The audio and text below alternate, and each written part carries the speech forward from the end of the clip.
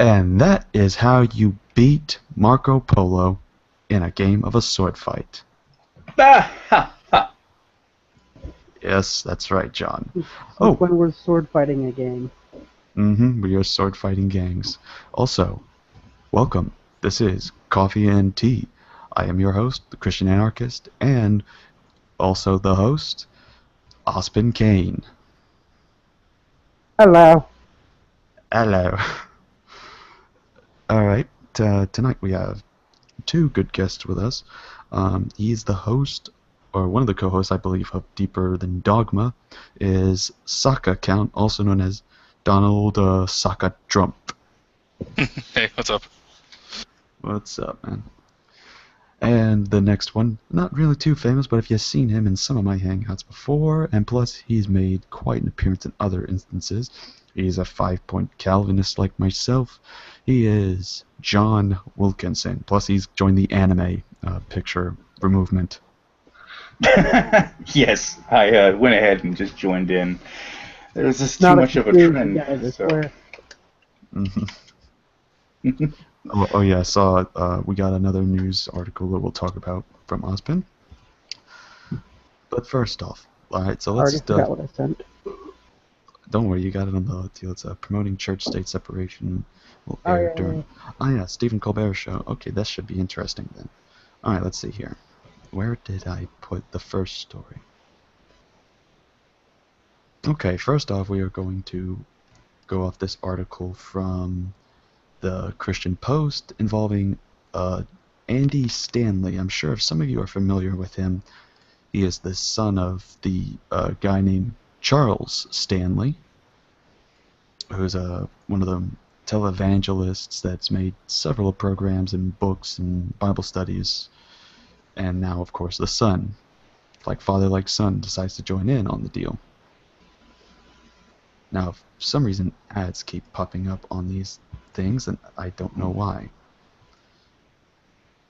So I guess that shows one thing, that Christians really love selling a bunch of stuff here. But anyways, let me get this site pulled up.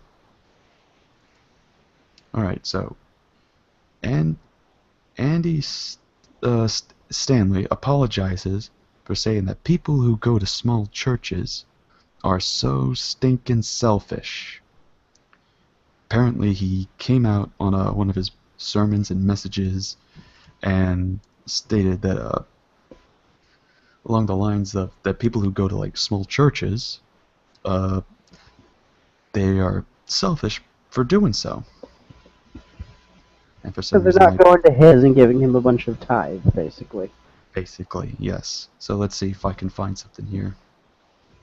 The negative reaction to the clip. Okay, he tweeted the apology saying the negative reaction to the clip from last weekend's message is entirely justified. Heck, even I was offended by what I said. I apologize.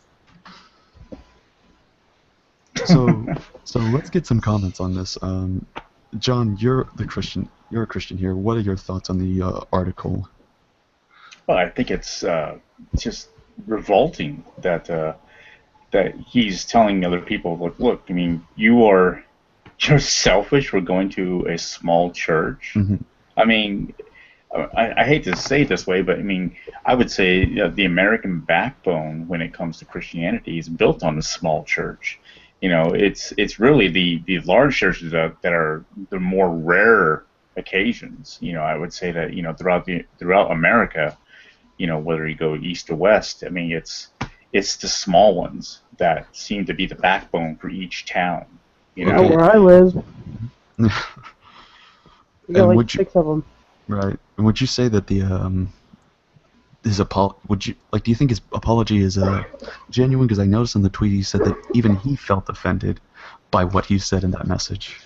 No, if he was really genuinely sorry about it, he would have done a video of it instead of just tweeting it. I think that's pretty cold to say that. I mean, if anything, his representatives probably told him, "Oh, you got to say something."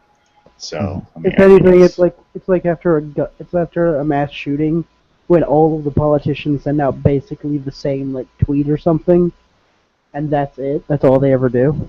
It's kind of like that. It feels like. Yeah. Yeah, it's very automated. It wasn't really heartfelt at all. I don't think. Right. Like I figured out that Tobin doesn't react personally to his deals. He has personal assistants doing that stuff. So maybe that might be the same thing here. I don't know. But Sokka, what's your take? Well, I mean, okay, so I mean, non-believer, so it's really hard for me to kind of weigh on this one. But there's this one of the reasons that he cited, or like the main reason why this even thing popped up in the first place, was this idea that he said that the larger churches were better for developing a child's Christian development, as I think how he phrased it. But that's the part that I'm curious about. See, I went to two high schools when I was growing up, and one of them had about 400 people. One of them had about 3,000. And the smaller high school was a lot more personal. I got a lot more out of it.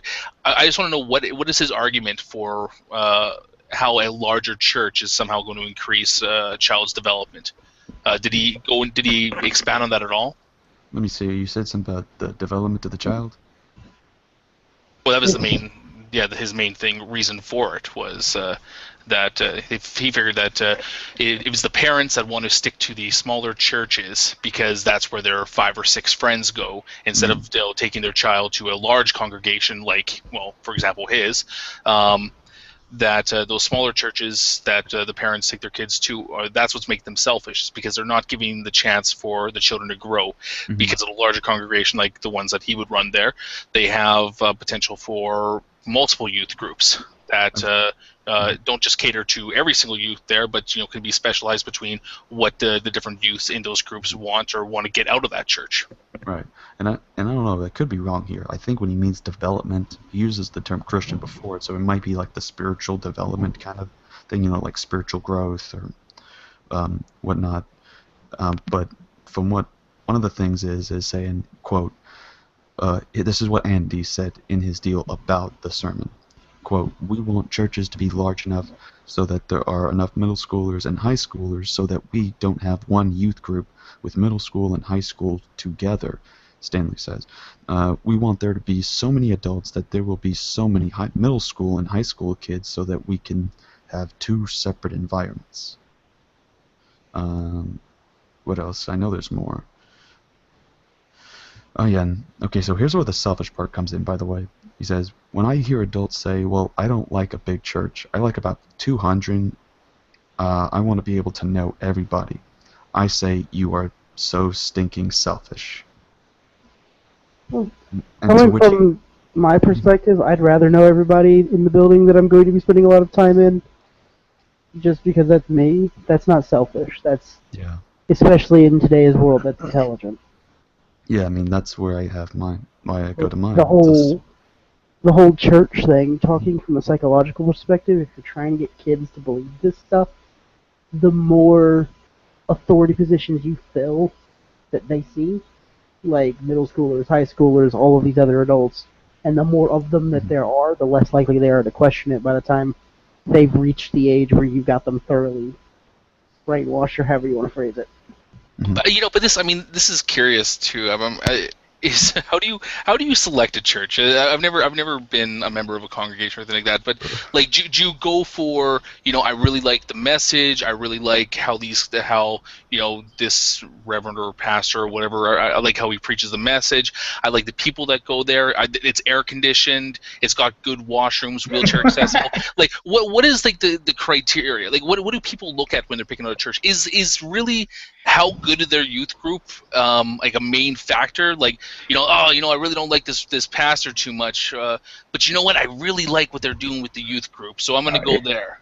It always comes down to the coffee and the toilet seats. When I was going, it was literally just the one that was closest. The one that was close. Yeah, proximity. Yeah, I guess that would make sense. I mean, like, I wonder if like that this message just like do you have to sell your church to get more people to it, or do you have to make it more attractive with different programs like this, or should you just be focused on the message as a Christian? That's my question. A typical church should not be seeker sensitive. That's what I would say. I mean, kind of like a Rick Warren thing, where what he did was he went door to door to his neighborhood, and he says, "Hey, are you religious?" and all that, and they say, well, either yes or no, and then they would say, well, you're welcome to come to our church if you want, but if not, okay. Basically he was being very neutral, but at the same time he was kind of being manipulative to them, saying, hey, we're not like a typical church. We're seeker sensitive. We'll seek your needs first before we actually preach the gospel. And were you going to say something, Christian? No, I was just agreeing with you, but I do think that Right. there's some ways that they try to do. I noticed that, and my pastor actually brought this up in a sermon where he's talking about, like, he hates the fact that there's so many different churches all surrounded in the same area and vicinity. Like he said, he was driving down the road one time, heard a radio for this one church. It's like, please come to our church as we will preach the gospel and have this event for your kids, and we're doing this soon, so be sure to join us on that. And this went on for like 25 seconds, and as he noticed that 25 seconds he was listening to it, he passed 8 churches on down the road. And he's like, why do we have so many churches? We could be using it for good things like, I don't know, maybe a hospital or something. If you got one good church, make sure you focus on expanding that church building. That's the good place for the gospel there. That's the headquarters, when there could be so much more being focused on with the community as well. So, I mean, I don't know, agree. I think that's the Build thing. more hospitals. I would agree that, yeah, we could definitely use like a hospital or a So- school or something there more. Right, but so I think the thing is, if you want to focus on making the church good, the one you're trying to, get more people to come, is, first off, actually, I think participating in the community is a good thing. You have some of these people that do charities and donations within the community. Sometimes they help out the homeless people in the community. Sometimes they'll sport an event or help fund an event. Participating in the community is definitely a good way to show that you actually care about the people you're involved with. And there's some that are in my community that don't do that. There are some that do. So that's, I think, another way to help, get the message out there and to, sort of get word out about your church and your congregation. I've never seen one that actually helped anyone, really. Well, Most of the quote-unquote charities ended up going to... and that's where I feel sad for the area that you're at, and I will be praying for them to do so. Yeah. See, that should be a sin right there, because a church should stand up and actually, help out and to serve others around the community. I think that's their job, to make sure that the poor is helped and if they don't want to do charities and stuff like that, they need to just not be treated as a charity, as far as I'm concerned. Mm-hmm. Which that's actually a None good of the idea. business pay taxes. Right, that's what I was about to bring up next, and I want to get John's perspective on this. What are your thoughts on the idea of the churches not paying taxes thing? There's some people that, like I've seen, that are against people being 501c3 and all that kind of stuff, or whatnot. Yeah, I think, and I might be wrong about this, but I think one of the main reasons why government gave us that option as far as paying taxes and such was because so that way they have control over us, the church in itself. And when I say us, I mean the Christians. Okay. So here's my, and this may sound a little crackpot, but I think that's the reason why they have given us this tax-free kind of situation. That way, government can say, we scratch your back, and and you'll scratch ours. And basically, what it is, we'll give you tax-free status, but in return, you can't preach about or promote politicians. And so. The way it works is that they're supposed to be charitable, meaning they conduct charity businesses, Yeah. and they're not supposed to push political agendas. You cannot preach politics from the pulpit. Right. Of course. If I may comment on something before you continue, John, I think that's a good aspect, because I remember hearing a sermon from John MacArthur on this issue. Is like a person's religion shouldn't be what determines the president you vote for. What should matter is, what is he going to do? Is this person going to be having good values? Is he going to be establishing as a good government? Is he going to punish evil and punish crime when it's being committed? That kind of thing. So I think that's the thing is, I don't know, would you say that that's something that Christians should focus on, is more preaching about, the gospel and, what sin is and all that stuff, and not sermons like probably people like Steven Anderson that will try to say that you need to vote for Donald Trump in the future or something. I don't know if he actually said that, but with Alex Jones joining that bandwagon, it wouldn't surprise me. Are you serious? Alex Jones now? I know the one down my road had a thing yesterday where they were saying to vote for him. Yeah. So yeah, Alex Jones is saying, yeah, he's fully supporting Donald Trump. Apparently he says that even fluoride water can't stop Donald Trump today. He's not wrong. Well, I mean, just to... Hold on, Socka. I was going to try to get... I don't know. I know John was... Well, I don't think he was done with his point. I wanted to try to... Well, I guess overall my point is this, is that because government has allowed us to have this tax-free status, I think what they're trying to do, even though it may seem like a carrot dangling before us, it's more likely a way to control us. And that's my idea. So I say do away with that whole government benefits with the church. Let them figure it out. Let them go ahead and not pay it. That way we have more freedom to say and do and support whoever we want. That's basically what I believe. Interesting. And I'm fine with that. I mean, if people want to go listen to someone ranting about, oh, the gays, and all that BS, fine. That's okay, cool. But unless you're fitting into the charity definitions, you should not be treated as one. That's my entire stance. I have a feeling if homosexuality gets brought up, we're going to have a big debate on that one. But enough about debates. Socka, what you were going to say something?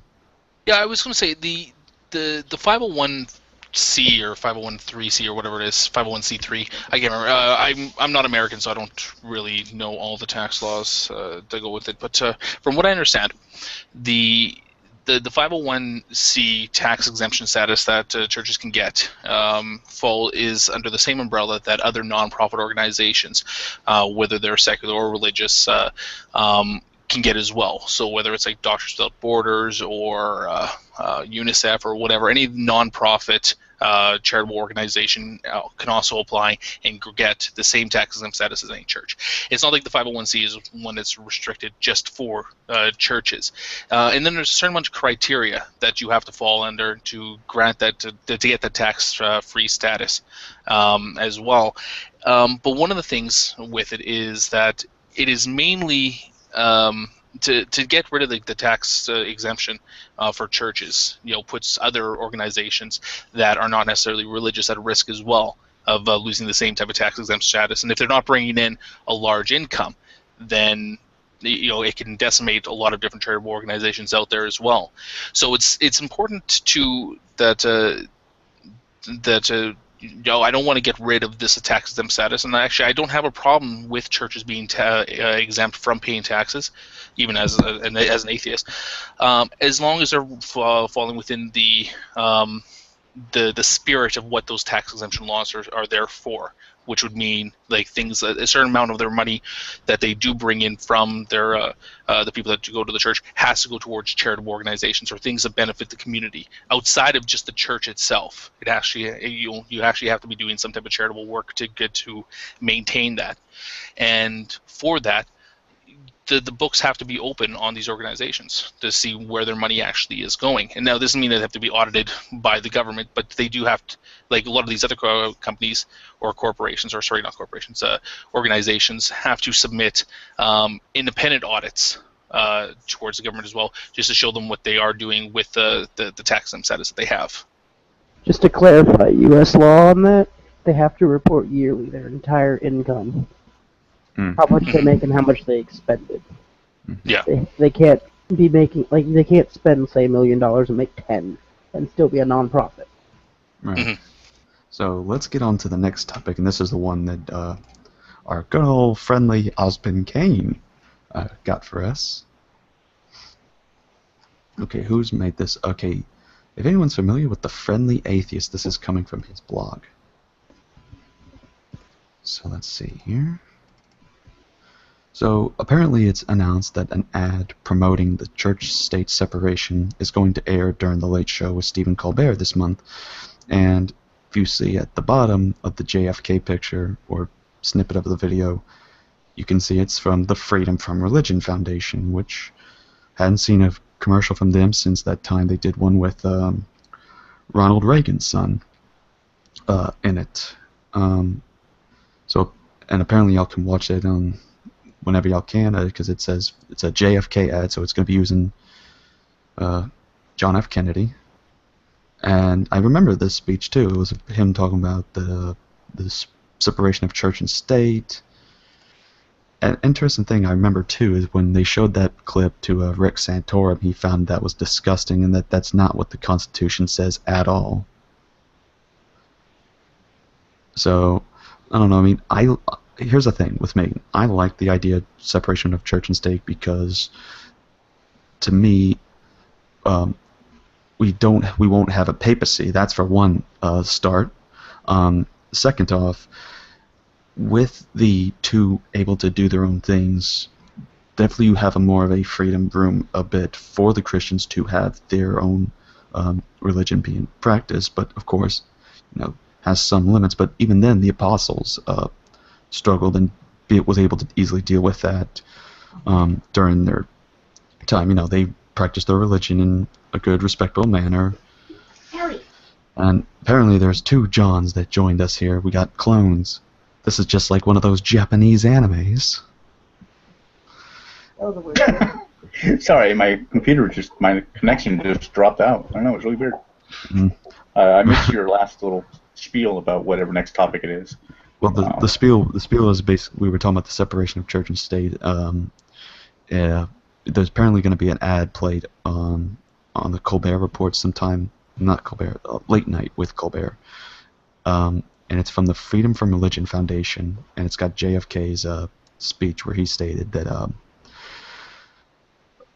church and state should be separated, and this is of course coming from him. I said that I agree with it because 1, we won't have a papacy, and 2, that Christians will have at least some good amount of freedom, in a sense, to practice the religion without government exactly interfering with it as much. I think there's a good view of it, and I think we've had some very biblically sound pastors touching on this topic, John MacArthur being one of the great people that I hear sermons about on it.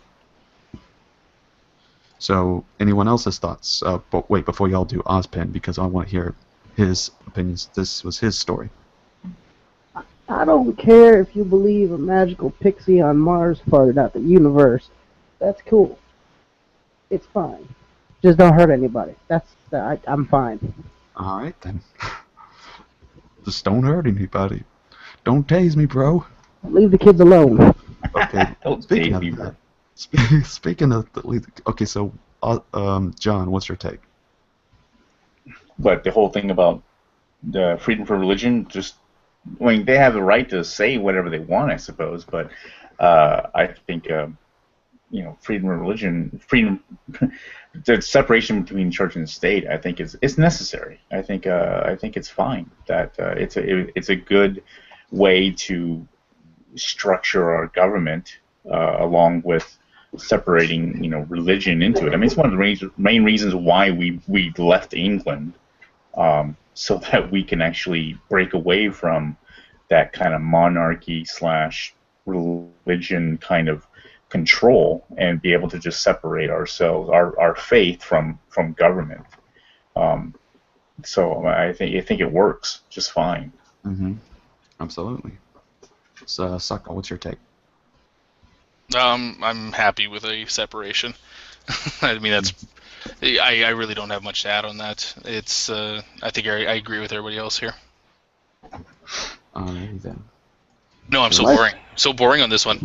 my summary would just be theocracies are bad, okay? Theocracy's bad, okay? Basically. Well, it's like the what I'm always worried about is the theonomy folks wanting to try to take over. I mean, as far as that goes. And also, I heard somewhere on a podcast recently that Ted Cruz is actually one of those guys who is part. Well, he grew up in a New Apostolic Reformation church, and I don't know if you guys know anything about that type of church, but basically they're there to conquer the quote unquote 7 mountains, and each mountain represents government, education, family, work, and whatever other ones. And so, anyways. Ted Cruz's father was really into that kind of thing, and now even though Ted Cruz claims to be just a Baptist, he definitely has a lot of ties into that he kind of acts thinking like it. about conquering government. He acts like he does too. Like if you ask him, he will always say that he always thinks of his religion whenever he makes any policy. Mm-hmm. Yeah, but there's nothing wrong with that. Well, actually, okay. It depends on how you look at it. Is that you can still be religious and be in government. You can still make decisions based on your whatever moral system you have, even if it's influenced by religion. That's fine. Because you're just speaking towards however you feel. And so there's nothing really wrong with that. It's when. See, the problem with the First Amendment, and then actually following into that when you get into things like the 14th Amendment with this, is that the idea of the separation between church and state isn't explicitly stated within the First Amendment there. There's a lot of stuff that we credit to Jefferson after the fact that kind of brings up that this is his intention by what's stated within the First Amendment. There's a lot of people that still question what actually the First Amendment means. And that's actually, I think, kind of an issue right now, is you have a lot of people that, combined with like the First and the 14th Amendment, are trying to reinterpret what this actually means, and that it's not this exclusive separation between church or state necessarily. Yeah, and my thing with it is, like you mentioned Jefferson, when you start asking, hey, what did these guys mean? Well, we should probably see what they said. Like Jefferson, for example, did say exactly what it is. Yeah, you're right. I mean, in a lot of letters that he wrote afterwards, and a lot of stuff that he wrote afterwards, he does go into what was meant by the First Amendment. But the problem is that those aren't laws. They don't. They don't build or pass. The Supreme Court isn't looking at Jefferson's letters in order to interpret what the First Amendment means. They take a look at the First Amendment, and they just have that. Well, yeah, but there's this thing, I believe it's called the spirit of the law. It's when a law is made, if someone later expresses their intent behind it, that becomes a part of it. Especially if it's close to when it happens. So like if Jefferson, when they did that, and then say a year later Jefferson wrote a letter or something explaining it to a friend of his, that would be relevant when viewing what the law means. Right, but this is where the Supreme Court has to come in, because when let's say when Jefferson was talking about respecting the establishment of any religion, did he necessarily have in mind Hinduism or Islam, or was he only talking about that only Christian sects or Christian denominations were the ones that were protected under the First Amendment? Like, we don't know exactly what every single thing that if we're going to just go off what Jefferson meant by this, but not knowing exactly whether he was actually including other religious dominations that are there to be protected, well, then this is where you have to go to the Supreme Court to interpret how it means. Because if Jefferson probably didn't mean that Muslims or Hindus or Buddhists would be protected under the same laws. We don't know that. I think he did. Several of the founding fathers weren't Christian. They were deists. Deists. Yeah. There's no reason that they would be against giving equal rights to other religions. The first things with the First Amendment came around as actually an issue had to do with the integration of the Native American people into the U.S. as well, because at the time when a lot of that stuff was I can't remember what the Indian Wars, whatever they call it down there, was going on. Which one? I can't remember, but during one of the numerous conflicts between the U.S. government and the native people down there, American Indian. Yeah, the American Indian War, or whatever, their religious freedom wasn't deemed worthy to be protected under the First Amendment. Interesting. Alright, so one of the things that this is going to be a short one, so then we can get to the next one. And it seems that a recent trend on here for us is that we end up talking about Donald Trump once. It's a big deal. It's important. Yeah. It is very important to shut this guy down real quick. First, wait. Let's get a conservative Protestants, evangelicals take on this. Mr. John, what is your take on Sir Donald Trump? Okay, well, Donald Trump is not a Christian, no matter what he says. I'm sorry, but the way he is just completely, his mouth is filthy. I mean, I think just recently he just mentioned, he responded back to a penis joke that Rubio said recently. It's ridiculous. I mean, say that he's a Christian is completely nuts. I would not use that to argue against him being a Christian. I would use his "let's just go target their families" line. Yeah. That would be my immediate point for you. I think he took that right out of Acts, actually. But yeah. And here's my applause for John. Thank you. I didn't know that was a thing. I really don't care. I don't care if he's a Christian or not. The end of the day is this guy somebody you would seriously take as a leader? Right. Well, that brings me to the next question, because here's an interesting thing. How many of y'all have heard the new Sacha Baron Cohen movie, The Brothers Grimsby, that's coming out? Yeah, no, I never heard of it. It's the one where his brother is a spy, and Sacha Baron Cohen is playing this guy that tries to find his brother. It's just a comedy. Yeah, it's pretty much it's the same guy that plays Borat and all them other films. Basically, it's that guy. Borat? Yeah, that's the only way we know him these days. Is like, if you don't know him, it's like, who's that guy? Oh, he was Borat. Oh, okay. Borat and Ali G. I know him as Ali G. Go ahead. Yeah, that's. Yeah. Anyway, I remember he had Kent Hovind on there one time. But anyways, apparently the new movie has a scene that's possibly getting removed where Donald Trump gets AIDS. Better not. So hope that stays. From what I saw, it was a scene to, let me see if I can scroll down, in which the Republican candidate contracts HIV in a mishap, according to people who have, of course, seen the movie. So I think it's Sony that is saying that they are planning on getting rid of. They're pressuring them to remove the scene because they think Trump will sue them. Yeah, Sony, the studio that's behind the film, has pressured Cohen to remove the scene over fears that Trump will sue the company. So, thoughts? Yeah. I hope it stays. I hope it exists, and I hope it stays. For some of y'all that don't know, Osmond is really not a fan of Trump, and I think it's making it a little harder that we have a sock Trump in the room with us right now. Well, I mean, you know what? Like I'm not sure if Sony will actually remove it from the film. You remember that the last time that Sony got under controversy, can't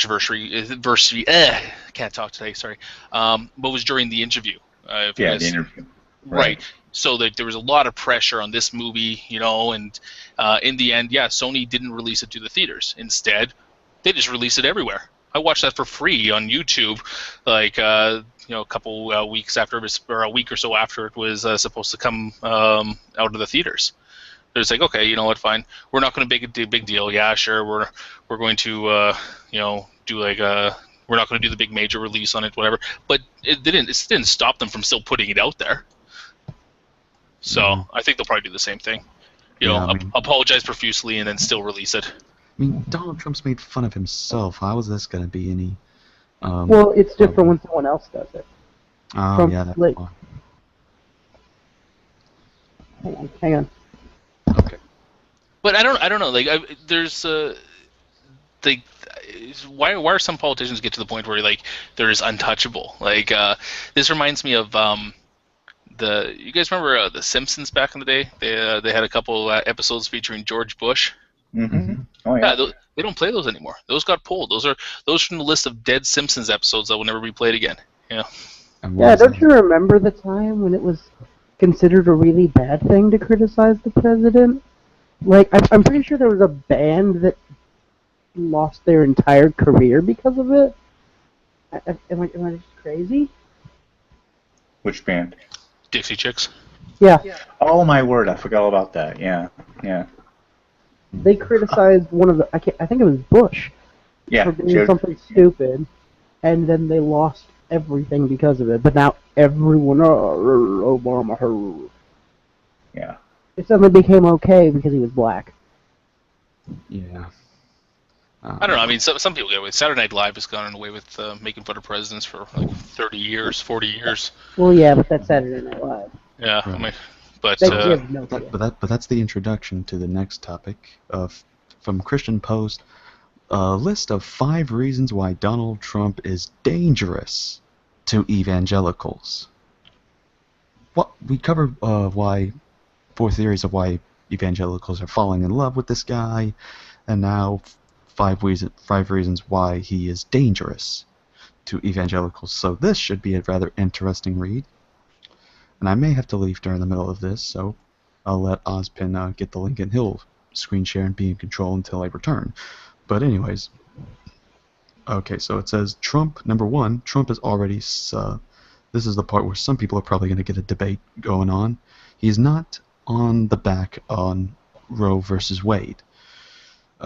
Let's see here. Don't believe his newfound support on pro-life issues. His statement praising Planned Parenthood. Okay, so apparently he was praising Planned Parenthood a bit and paid an interest in a judge of the Supreme Court. Who voted in New Jersey to strike down a ban on partial birth abortion. So let's see what else is on. Evangelical community gets closer every year to winning decisive national support for curbing abortion in the next Supreme. I'd like to swing in here and say no, the evangelical community does not get closer every year to winning that. They just pretend they do. yeah, actually, it's drifting away. Alright, let's get John's take on this. While y'all do that, there's a ad going on, so I'm gonna turn that off real quick. So, but John, what's your take?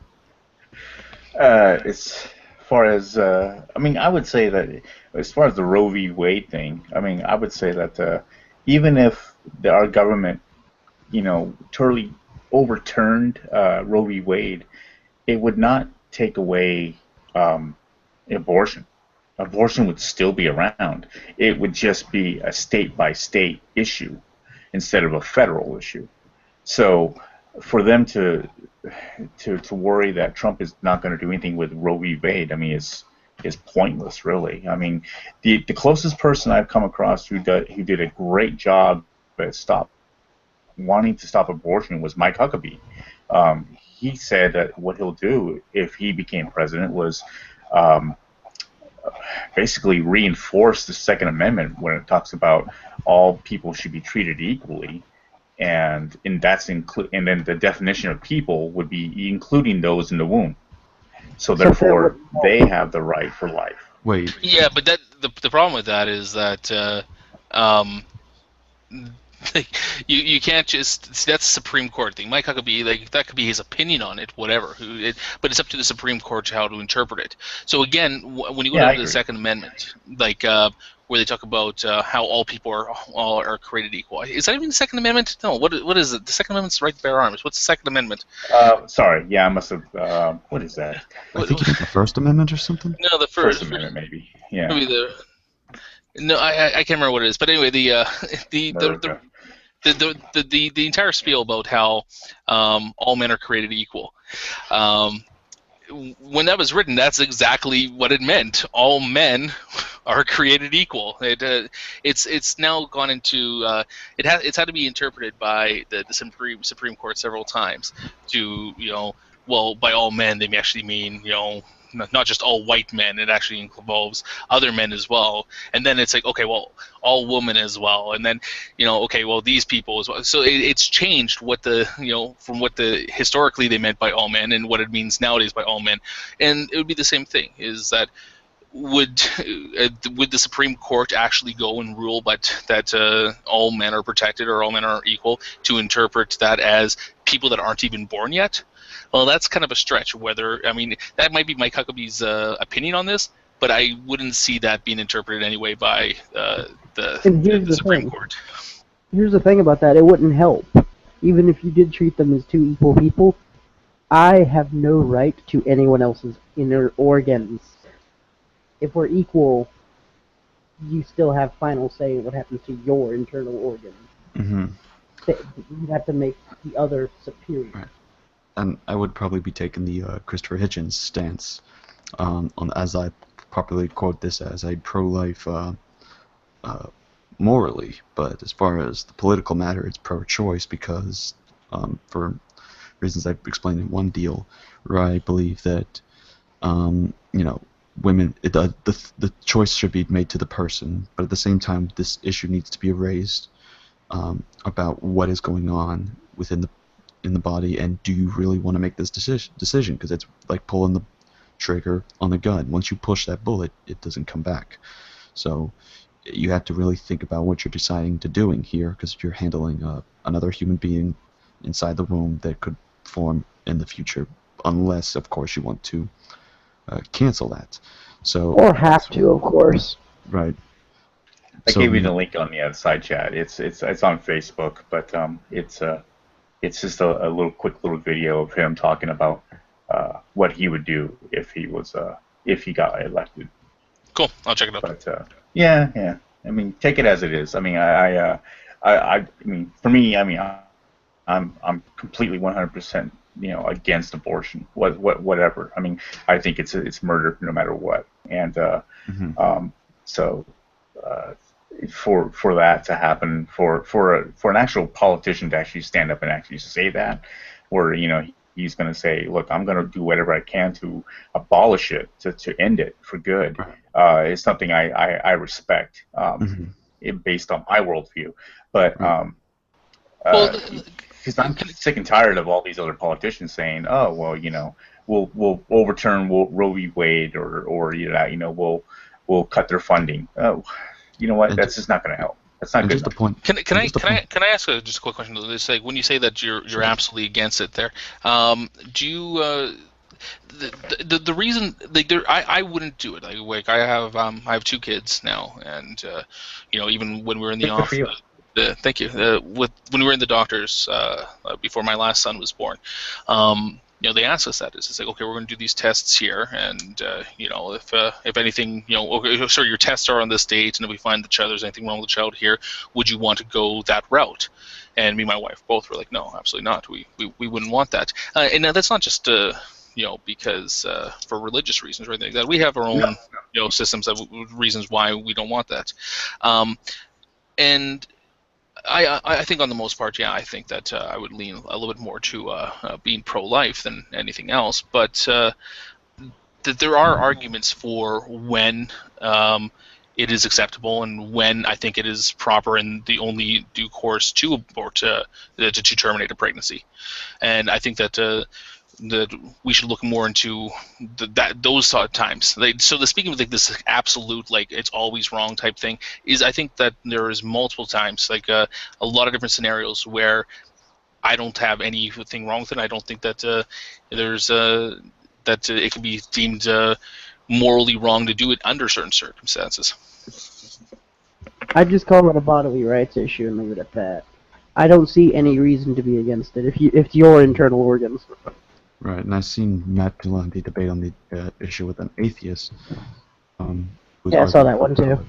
And she's pointed out, the recent study in embryology shows that, it does develop these certain things, and it can be considered living or close to living. And Matt agreed with this, saying, yes, you're right, but the problem is whether or not that being in the body has a right over the body. So that was kind of his argument. Of course, he said, of course it's a life, but whether or not we can choose to take it or not, that's the main debate that's being focused on, is whether or not the woman has the right or not. So I think that's But it is a separate body. It's independent. Inside of yours. If your kid has a defect in her heart, there is no legal precedent that forces you to give her yours. Nor should there be. This isn't getting exactly as heated as I thought, but at least we're making a good conversation on it. Well, my thing is, even if you call them equal people, a person has full control of everything to do with their body. Theirs, not someone else's. So, Yeah, I sure, think what it's a person. Oh well, too bad for you. You still lose. there's really we did a Deeper Than Dogma a while back on animal rights and whether or not animals actually have rights, or whether the concept of animal rights was actually a thing. And one of the things that kind of came out of that, we're taking a look at the different views in this, is that animals don't have rights because by definition, in order to have rights, you have to be able to act upon those rights. And that's why, you know, one of the things we kind of came to kind of a consensus at the end of it was that animals didn't necessarily have rights, but we have moral obligations towards animals. And I think that the same thing kind of translates over a little bit to this conversation, is that I don't view it as the fetus having rights, but I view that we do have certain moral obligations towards it, which also means that in a case where the quality of life for either the mother or the baby would be less than whatever, then we do have a certain moral obligation in those situations to terminate the pregnancy. But again, I mean, this is such an issue that I just hate talking about, so I'm probably going to stop right there. Well, you say moral obligations under whose standard? Rick's. Okay. I mean, I can go into you know, my entire moral standard kind of based on a view kind of natural law, but that's an entirely different show. Alright, so When it comes to morality, for me, it's all about harm, and like. Yeah, but isn't terminating a baby in a womb is harm? Well, yeah, but having a baby and doing irreparable damage to your body is also harm. How having is a that? baby. Let me finish. Having a baby on a world already overpopulated, where baby That's probably false- gonna not have a good false day. dichotomy. Yes, no, it's Hold on, not. hold on. No, have you ever driven around Kansas? There's like nothing out there. We're not Yeah. overpopulated. Go visit Cambodia. We don't have enough room to grow enough food to feed everyone. Okay, well, because They're running out. Alright, so And that wasn't even my full point. alright, so In certain circumstances, it's gonna hurt a lot more people to not terminate. Okay, there is such a thing as called condoms. Congratulations, Unless you're Catholic. or you're getting raped. good thing we're not Or you're Catholic. Like, unless you're getting raped or you're kidnapped or Right, dad came home drunk or something. Yeah, let me ask this then. I mean, you said you were against abortion, like, very completely. I don't know, maybe that was the question Socka Trump was asking, but, like, that kind of ended up zoning out a little bit. What if there was an instance, like, if a little kid was raped and ended up getting pregnant, because there have been cases like this. I think the youngest was in a foreign country, and she was 5 years old, and somehow was able to. Well, recently in Venezuela, there was a 9 or 10-year-old, I think it was, that just gave birth because the country wouldn't terminate the pregnancy. Right, but Did she survive that? I hope she did. Right, but yeah, that's the interesting thing. Also, is, you know, there are some cases where it'll kill the person. I mean, would you, in these circumstances, say that there's an exception to the rule, John, or would you still, of course, make it illegal to do it under those circumstances? Because there are some presidents that have tried to push for that. Yeah, I would say I'm completely against it no matter what. I Okay. even in those situations, which is absolutely horrible. Okay, let me just say that I don't condone it. I don't Mhm. think it's right. But why punish the baby over the crime of someone else? All right, It doesn't make any sense. and I think this is the part where me and you end up disagreeing on this particular aspect. Because while I agree, like you've heard me say earlier, I think it's immoral to do abortion. That's my honest opinion of it. But in circumstances like this is one of those things where still a life is held responsible in what could be considered life-threatening. So I How don't is like it. I giving birth don't like life threatening? I don't like the. Hmm? How is giving birth life threatening? From what I heard, there was an actual instance where there are instances that recorded this, where based on the person's condition, based on a medical history, medical condition that the person has, if they gave birth to the child, they would die as a result of it. How And common you is that? and you are aware that dying during childbirth used to be a very frequent problem, right? So, like, and that's the question I would ask. I don't know if It takes Ozpin or Socka knows it takes a anything about lot it. of modern technology and several doctors and a lot Right. of skill and money to So, make you not have a very high risk of dying. so And what even then, causes you're the probably death You going make to it have exactly? sound a. like That's people are just falling, just dying left and right, giving well, babies. well, no, It's no, They that's used not, to. that's the not, case. well, that's They not what I'm used to trying to be able to say. say. But what I'm trying to say is that there are instances where that can happen. But what I'm trying to ask now is, then what exactly is that's causing the deaths from Oscar? Because he's saying that that happened a lot, and we had modern technology to make sure it doesn't happen. So if that's the case, then what exactly is it that's causing the deaths? That's now raising my suspicions because I Well, I thought it mean, was just a medical condition. tr- Well, traditionally, right. actually. Traditionally, actually, one of the leading causes to death during childbirth was the fact that women were getting pregnant way too young. Um, so, for a very long time, I mean, when you go back to 1,000 years to the I'm trying to remember what it was that came up from the Catholic Church. Um, the life expectancy was so short, and the child mortality rate was so high that people would have kids, as many kids as they can. They just just popping them out. In order to do that, they had this idea that the young fertile woman was what you needed, but the childbirth started too young back in several hundred years ago, to the point that women's bodies actually weren't at the point where they could actually properly deliver a child, and Mhm. that would lead to more complications the more children that they had later on. Um, Right. so actually, one of the things that's kind of helped, one of the main differences that you see between death during childbirth rate in like first world countries and third world countries nowadays is that, again, women in first world countries nowadays are having children at much older ages, generally past 18, 19, which is when they probably should be having kids, compared to in some third world countries where they're still 13, 14 years old. And I would like to point out that even a good pregnancy inflicts permanent damage on your body. Right, I've seen that with me being one of children of uh, four. Um, our mom has told stories about there's been damage done.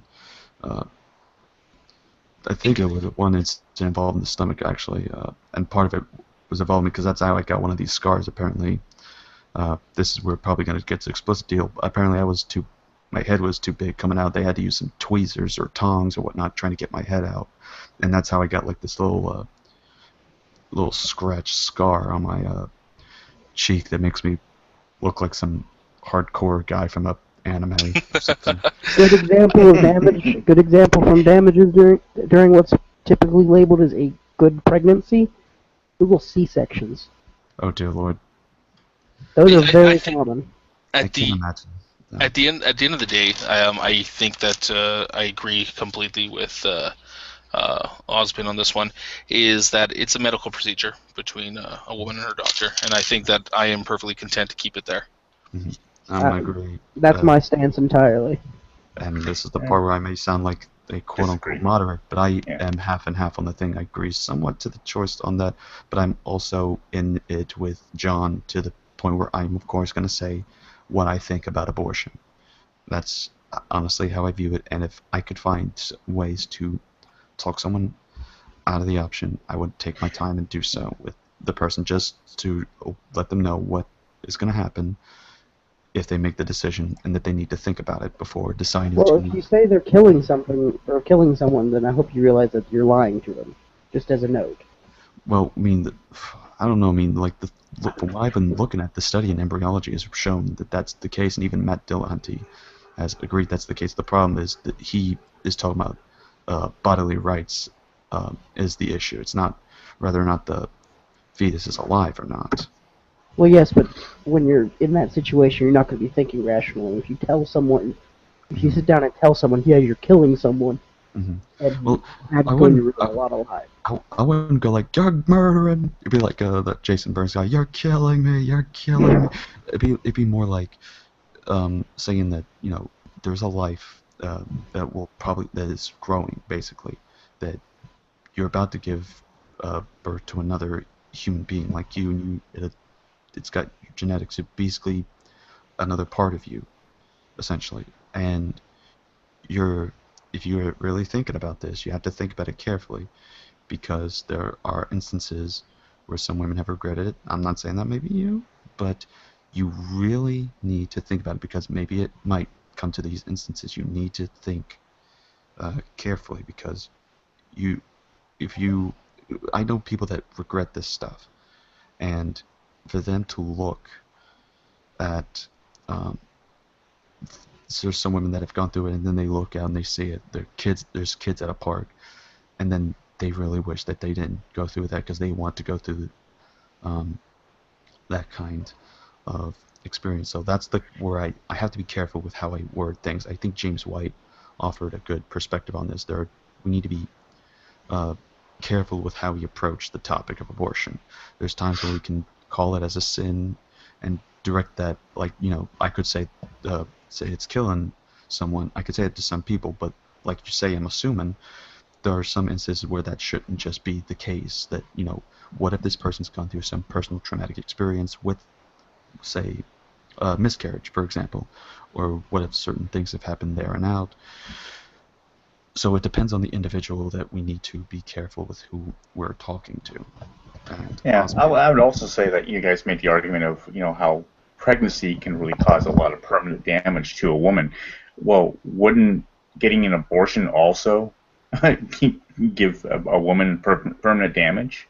I mean, you're ripping a child out of the womb. I mean, it's... So Ozpin's BRB... yeah, Socka, I understand. Socka, do you want to answer this one? No, the arguments from what is it, from natalism, I think it's called. I can't remember, but the arguments for this, like, that the act of bringing a child into the world is a violent act that increases harm overall, or whatever. I'm trying to remember what the position is. Prenatalist, I think they're called. I don't buy into that argumentation. So I wouldn't have anything to submit on that one. Mm-hmm. All right, so while he's going, and I'm still managing to stay here, but not for 9 more minutes. Oh, he's back. Welcome back, Oz.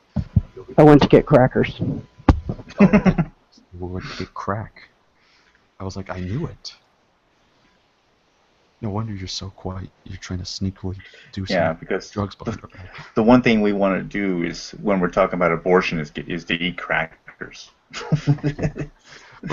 Well, man, these it's not that big a deal abortion to me, topics get me hungry. I know. Before we go to the second part, I just want to say I saw this movie called Hellions the other day, which is probably the worst horror movie I've ever seen. And there's a scene where she's going psycho, and she sees herself eating a tiny fetus baby after putting salt and seeing it dissolve, and then she eats its head off. I'm like, well, you can tell this is going to offend a lot of pro-lifers. Bruh. But let's go to the next part, where number 2, why is he dangerous? It's dangerous to pick someone to represent you who doesn't even understand Christianity. Asking why Donald Trump is dangerous is a trick question. Indeed. So, what the commenter said is Donald Trump said that the South Carolina primary, that evangelicals get him the most if he is saying that I think we have a right to ask. Does he get us? He most clearly doesn't. Let me see if I can pull up from my page. He doesn't understand forgiveness the way Christians understand it. He doesn't understand humility the way Christians understand it. And he doesn't understand kindness or self-control or even a communion plate or how to quote scripture. Married to his third wife, okay, so they're going off the divorce card. And he still boasts about sleeping with the world's most beautiful women and then says we get him and he gets us. I don't think so. You know, in all fairness, the guy's running for president, not Messiah. Like, good point. You know, who cares? Right, is he going to be a good leader or not? I know personally, I'm not pro-Trump. He's not. It's an easy question to answer. What? Yeah, believe it or not, I'm not actually not pro-Trump. But this objection to why he's dangerous, I think it's just overblown. Like, who cares? Well, like the thing with me with that is like I guess why they're saying is that because if they're gonna have someone that's saying, you know, they're trying to be one of those big old-fashioned Christian political type of people, it sort of brings not only a bad representative to the Republican Party, but even to the Christian politics. We already have bad representation because of the Tea Party, for example. We've got some crazy people that are trying to join in on that bandwagon, including Mormon Glenn Beck. Oh, great. See, my thing I with mean, that, do you view the president as a religious or a spiritual leader as well? I can if I want, but I don't base that as my reason for voting for him. Like, for example, the people I'm looking for as president, either Republicans of Marco Rubio or Ted Cruz, and Democrat Bernie Sanders. Those are the people that I think would be very interesting and probably have a good take on the concept of being a leader. Why did I choose Sanders? Is because now the person identifying as a socialist but saying that he's not in socialism completely is sort of like a modified version. he doesn't identify as socialist. He identifies as democratic socialist. Right, Like, and I think that's what's striking my curiosity about the guy. But then at the same time, there are some things with, of course, I'm going to disagree with Cruz and Rubio in some instances, but I think other than that, I always like the Republicans when it comes to the fiscal issues. Like, it's kind of like what Kid Rock says. I'm Republican concerned in the fiscal issues, but sort of Democratic when it comes to. Funny, because all of the Republican states have the worst economies and worst growth. I don't know, Tell that to Detroit and Chicago. Oh dear Lord, we're I going live to in get into another one. Tennessee. I live in Tennessee. We just voted for Trump. I know exactly what having Republican fiscal policies does. I shouldn't be laughing at that, but yeah. So I mean, for me, if Trump is gonna, I mean, you've seen political ads that say, oh, vote for this guy because he holds to the biblical values of our country. You know, you've seen those, but when you see Trump trying it, I mean, who's the best analogy that I can give of this? I can't even think of one. But it's just a walking big contradiction. Like, it's just no. In my opinion, if you're going to try that tactic. I mean, if you want, you can. Hitler loves the Jews. Yeah, there's an idea. So, I mean, here's what I think. If you're going to be president, Trump should just be like, you know, focus on what he did with his TV show. Maybe, like, build an ad based on that, or build it based on his life. But to go on something to say that, you know, you stand for these values and you would do anything to support them, but to break them the next minute is that's going to hurt the Trump campaign. in a nutshell, though. Yeah. Well, I mean, not for him, yeah. because people that support him are doing so blindly. You're not going to convince a Trump supporter not to support Trump. And I think that's what's also dangerous about him, that he's able to deceive some Christians to just follow him just because he's Trump. John, what's your take on this? Look, I mean, basically, the bottom line is this: this ad that you're reading, or this article, is it's basically a scare tactic to get everybody, all the Christians, back on either Rubio or Cruz. Um, and they're doing the Republican Party is scrambling, trying to get everyone to vote for the normal politician, and when I look at Cruz's face, I don't really think of normality whatsoever. But so it's just kind of rather funny when uh, the first thing they want to do to rally all the Republicans up is like, we need a leader that's going to rally everyone up, and so guess who they choose? Mitt Romney. I mean, I'm sorry, but I don't find him to be even remotely much of a rallying kind of supporter about getting the Republican Party up and running. What's really curious is that you mentioned, Bernie Sanders, you mentioned Cruz and Rubio. There is another person out there that's running for president, and I'm not talking about Vermin Supreme. What I am talking about is Gary Johnson, which is a libertarian. I don't know if you've ever looked into the Libertarian Party, but I do seem to lean towards more libertarian than I do Republican. There are a lot of Republican values and conservatism that I do lean to, but for the most part, though, I'm all about more freedom and more liberty and less taxes. I have looked into libertarianism, and I've looked into Trump. I don't support either, and it's because I've looked into them. Yeah. I think it's an interesting social experiment that you take what's always been, well, what very recently has been kind of dictated as God's party on the right wing there, because of the amount of evangelicals that go out and vote en masse for the Republican candidate, regardless of what their religious affiliation is. I mean, Romney, for example, had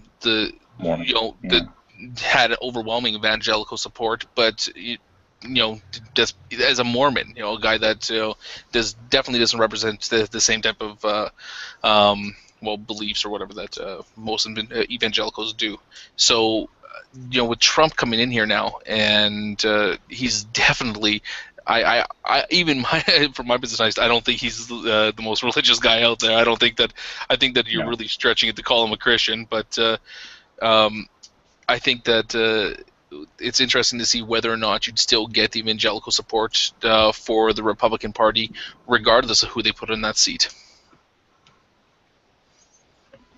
I feel like you might. You just have to have it doesn't really matter what religion you are. You can theoretically even be not any and still win the evangelical vote. You just have to back them on certain things. Like if you express that divorce is evil and whatever, which is of course nonsense, but still you'll win the evangelical vote because they support that typically. If you're anti-choice, pro-life, whatever, again, you'll win evangelicals because of that alone. You don't necessarily need to be Christian to do so. That's why Trump is winning this, because he's saying the right things. Yeah, basically, I would say that the only reason why he's being so successful right now is because he's showing that he's angry with our government, and a lot of people are relating with that.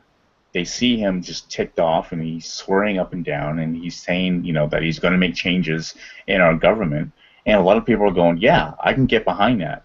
But personally, I just don't think he'd be a great leader. I don't think he's just not really a great. He's not presidential material. That's all there's to it. So. You ever hear of Trump Mortgage? Yeah. Or Trump University. Yeah. Trump Travel. Trump University. Yeah. Trump Hotel. Trump Hotels. Yep. Yeah. They all kind of went bankrupt. Yeah. Yeah.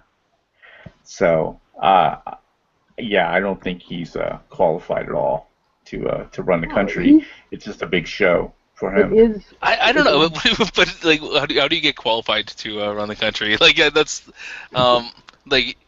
Not going bankrupt in every business would be a really, really good start. Yeah, I guess. is business experience, good business experience, a prerequisite? I mean, because in Well, which case, none of the other candidates meet it as well either, well, except if for you're good that. in business, though, people can make the economics argument. They can make the argument that you'll help fix the economy because you'll bring business contacts in and help them help. They can help you build up the economy in certain areas. Like say if Trump was good with automotives, he could get automotives to come into the country, even if he just brought his own, and that would bolster the economy. So they can make that argument. People have tried. That's why I mentioned all of his businesses that have bankrupted.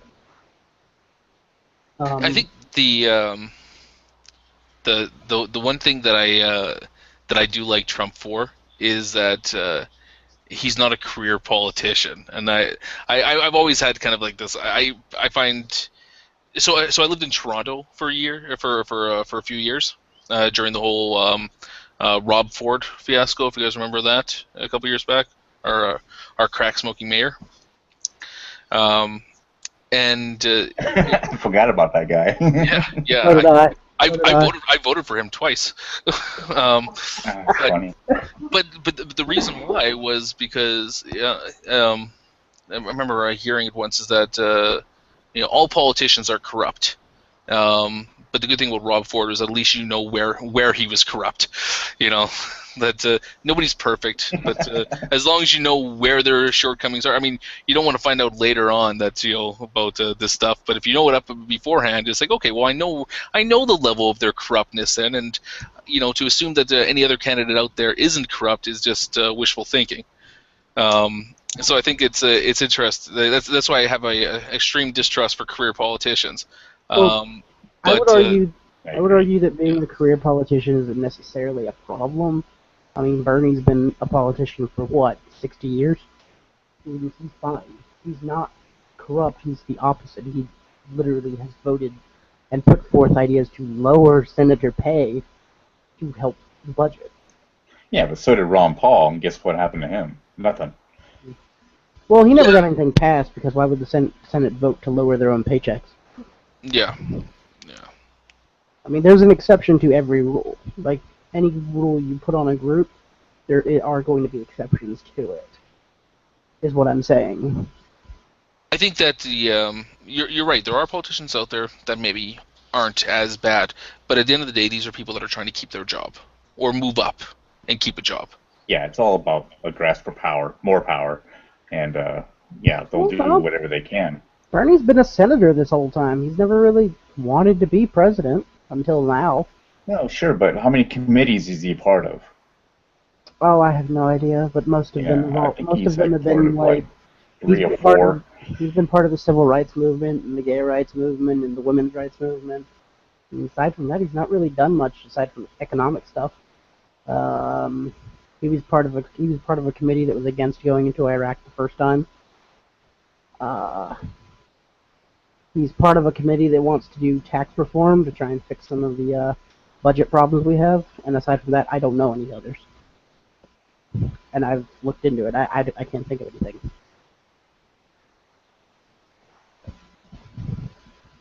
What's the next one?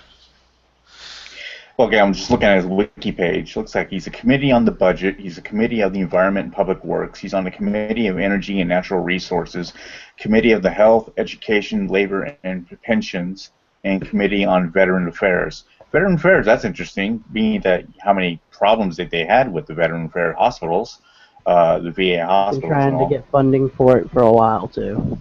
Yeah. I didn't know he was on the committee, but I did know he'd been pushing for better funding for the VA affairs. Yeah. Well, I mean, the issue is this, though. I don't know if you guys knew this, but every committee that they're on, they get a separate salary.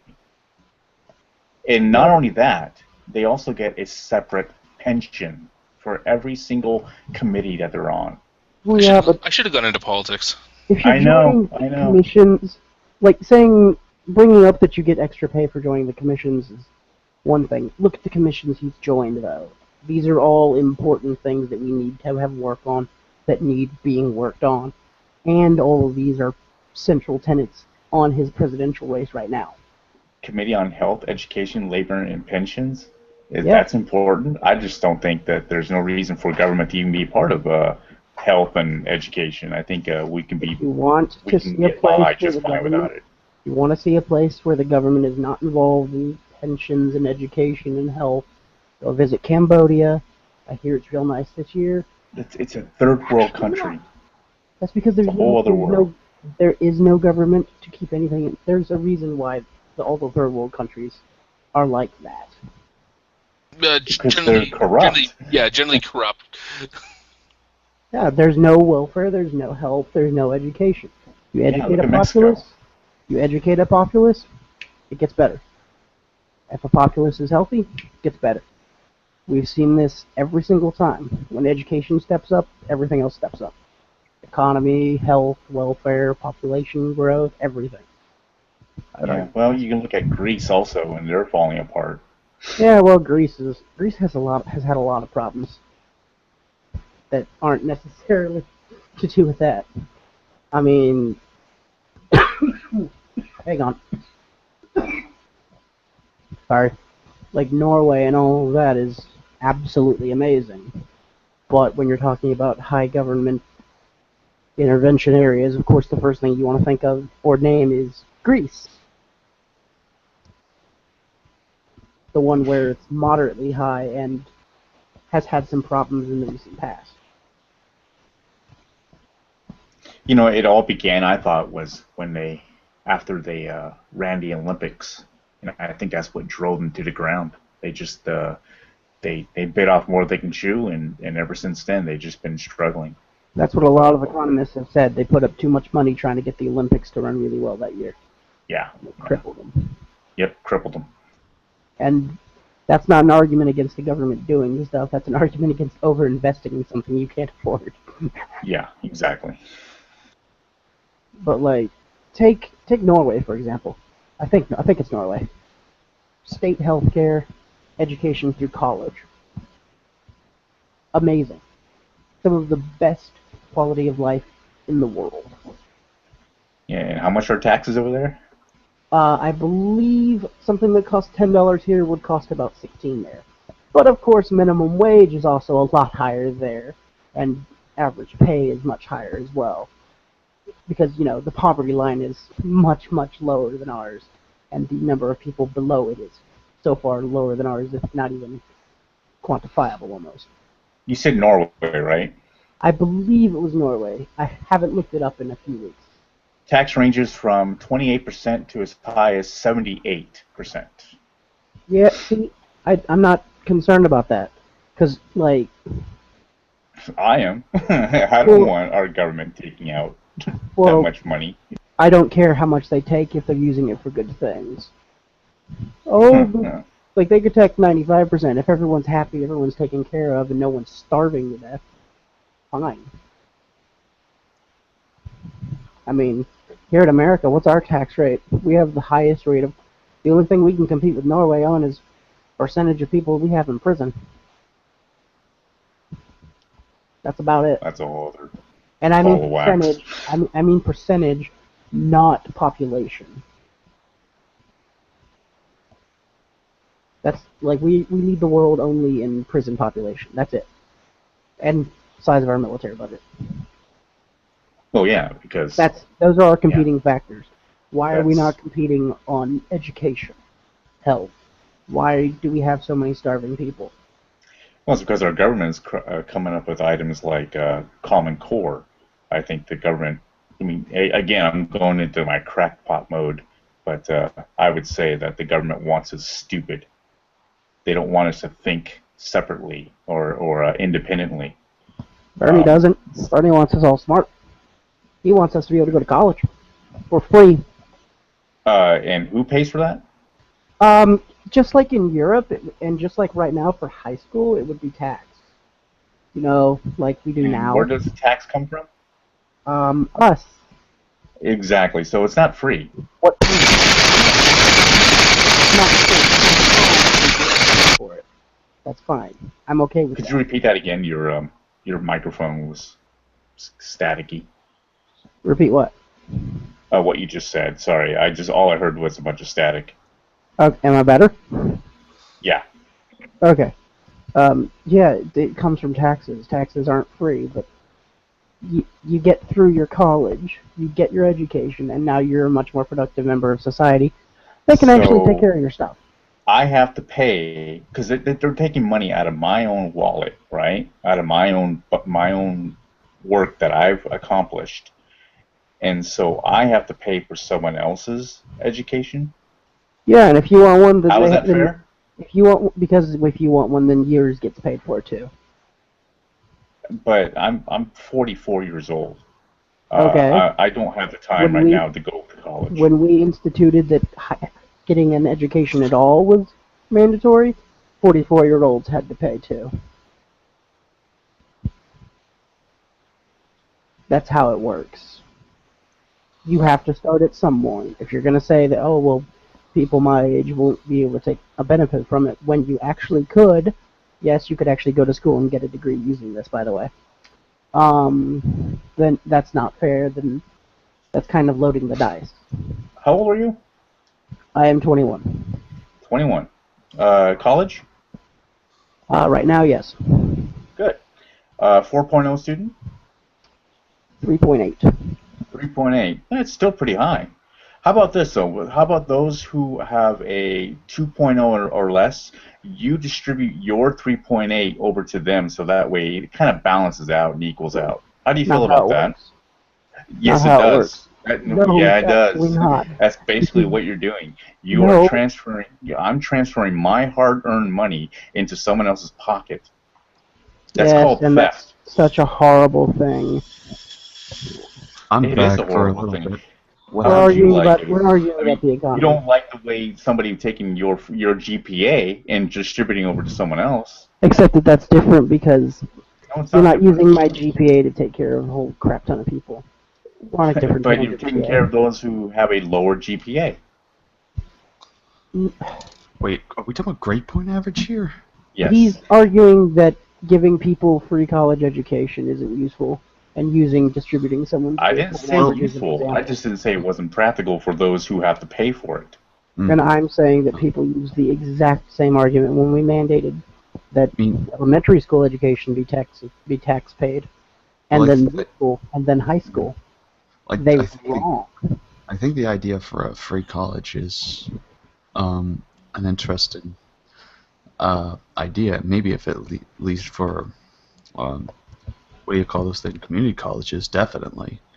But like I don't know. I mean, if there's a way to have that, I mean, it's a way of getting higher education. Normally, that's how you get a good paying job these days. Yeah, it's called Norway. Norway, An example. They have Oh. free college education, I believe. right? I think I've heard about that once too. And I already shared that their tax rate is anywhere between 23% to up to 78%. And I already That's shared that I did highway your hair. robbery. All right, wait, hold on. So, I mean, I think okay. So yeah, I mean, the tax rate would be very high there. But I don't. But I mean, is that the only factor? I mean, I've heard this argument once that Christianity is evil, and they'll show the certain people that were religious that did these certain things. But Inspiring Philosophy did an interesting take on this and explain that it's not that, it's basically certain factors, and saying that the same argument could be said that Mao, Pot, and Stalin did the things they did because they were atheists. However, that would be fallacious because there would be a wide variety of contributing factors for the reasons of why they did the things they did. So I think that would also have to be included in why the tax rate is so high. Not just free college, but other things as well. Maybe the free college could work if certain factors were different. Maybe. I mean, is that possible, John? Yeah, it's possible. Right. So I think that's the only thing that we can consider. I mean, I think that, of course, it might be bad for certain teachers or something that there's not much funding coming in from like tuition and getting paid on that stuff. So that could be one problem. That's for sure. But then the next question is, how do they get the money then? That's the thing. Well, my thing is, why does it matter if it's a high tax? Because the reason you don't want high tax is so you can pay for stuff that you need. But if those things are already being provided, that's fine. You're fine. There's no loss. Mhm. And we know for a fact that these policies do work. We literally can point out, see, look, it's working right now. Right. So, all right. So let me. So did So we I don't continue? understand.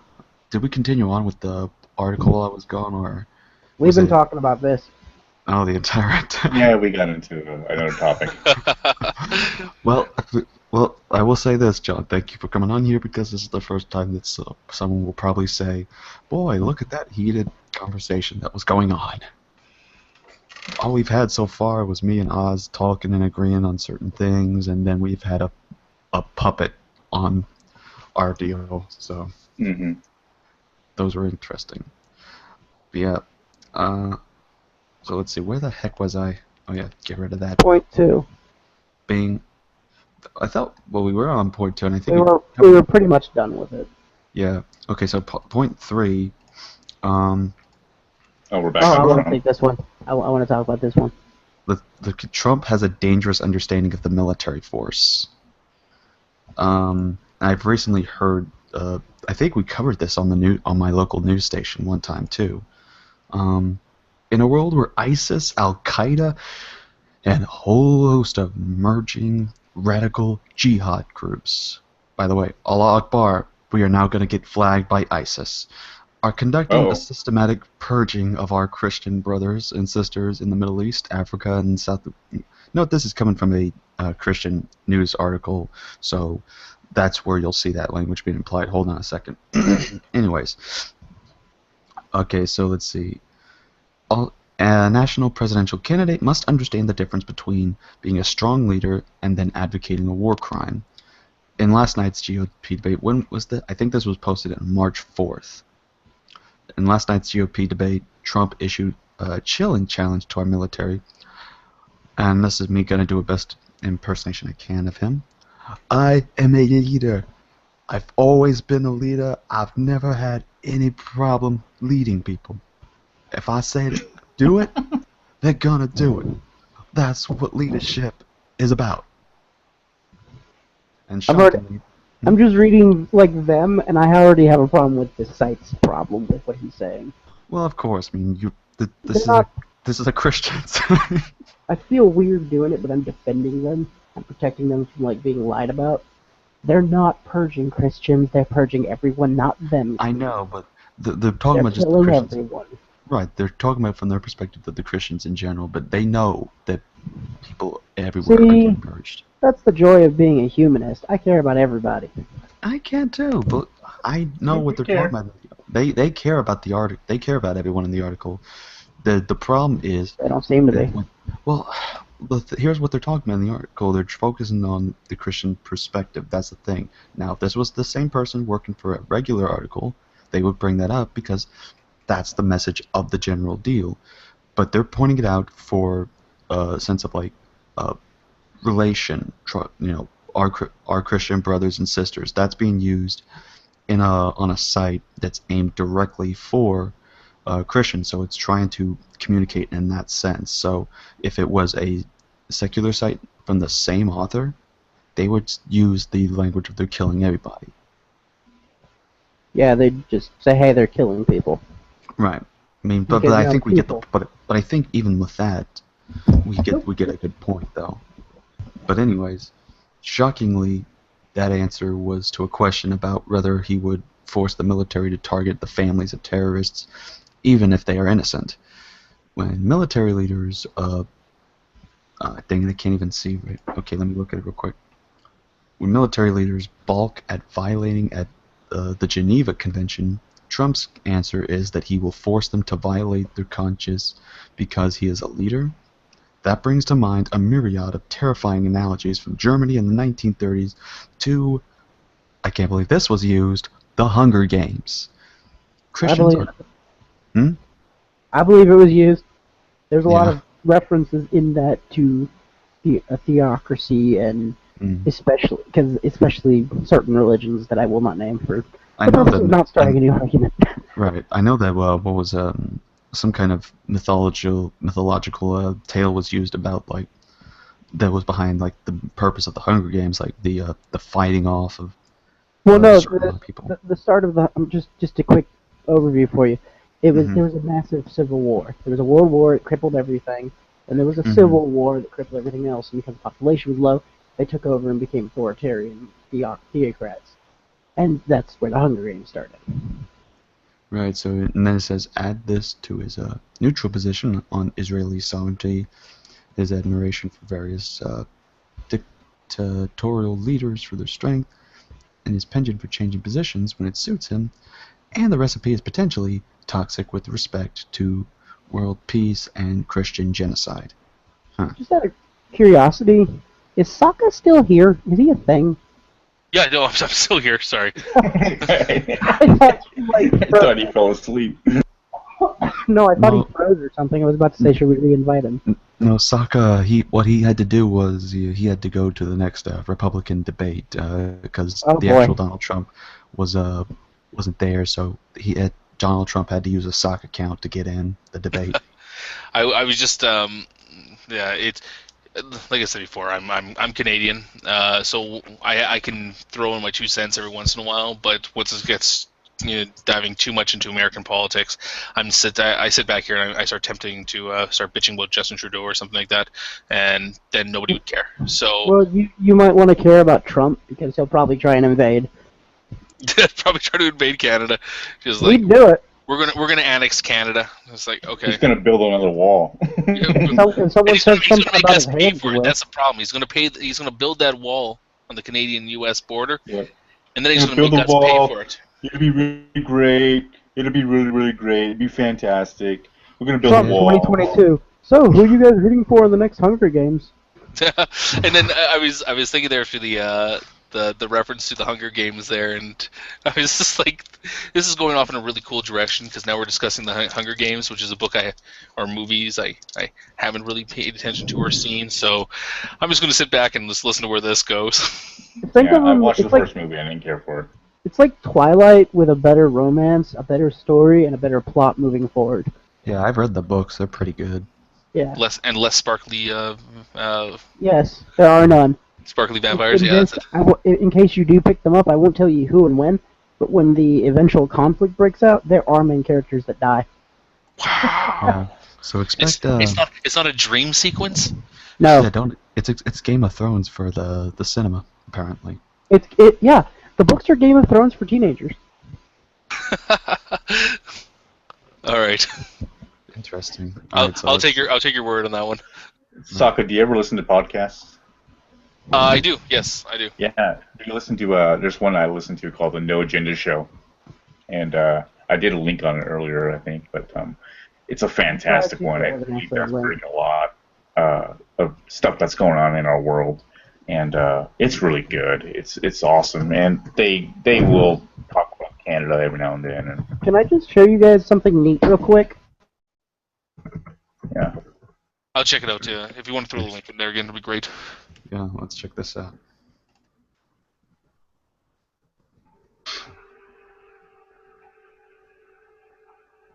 Let's see. No, there it goes. What the- Open up a new internet and type in www.loser.com. I swear I am going to hurt you. I saw you type this one time. Let's see. Just do the thing. Oh, you have got to be kidding me. That's funny. Guys, you wanna hold on. Let me do something for everyone here. First, let me hide my deal. Perfect, isn't it? You know what?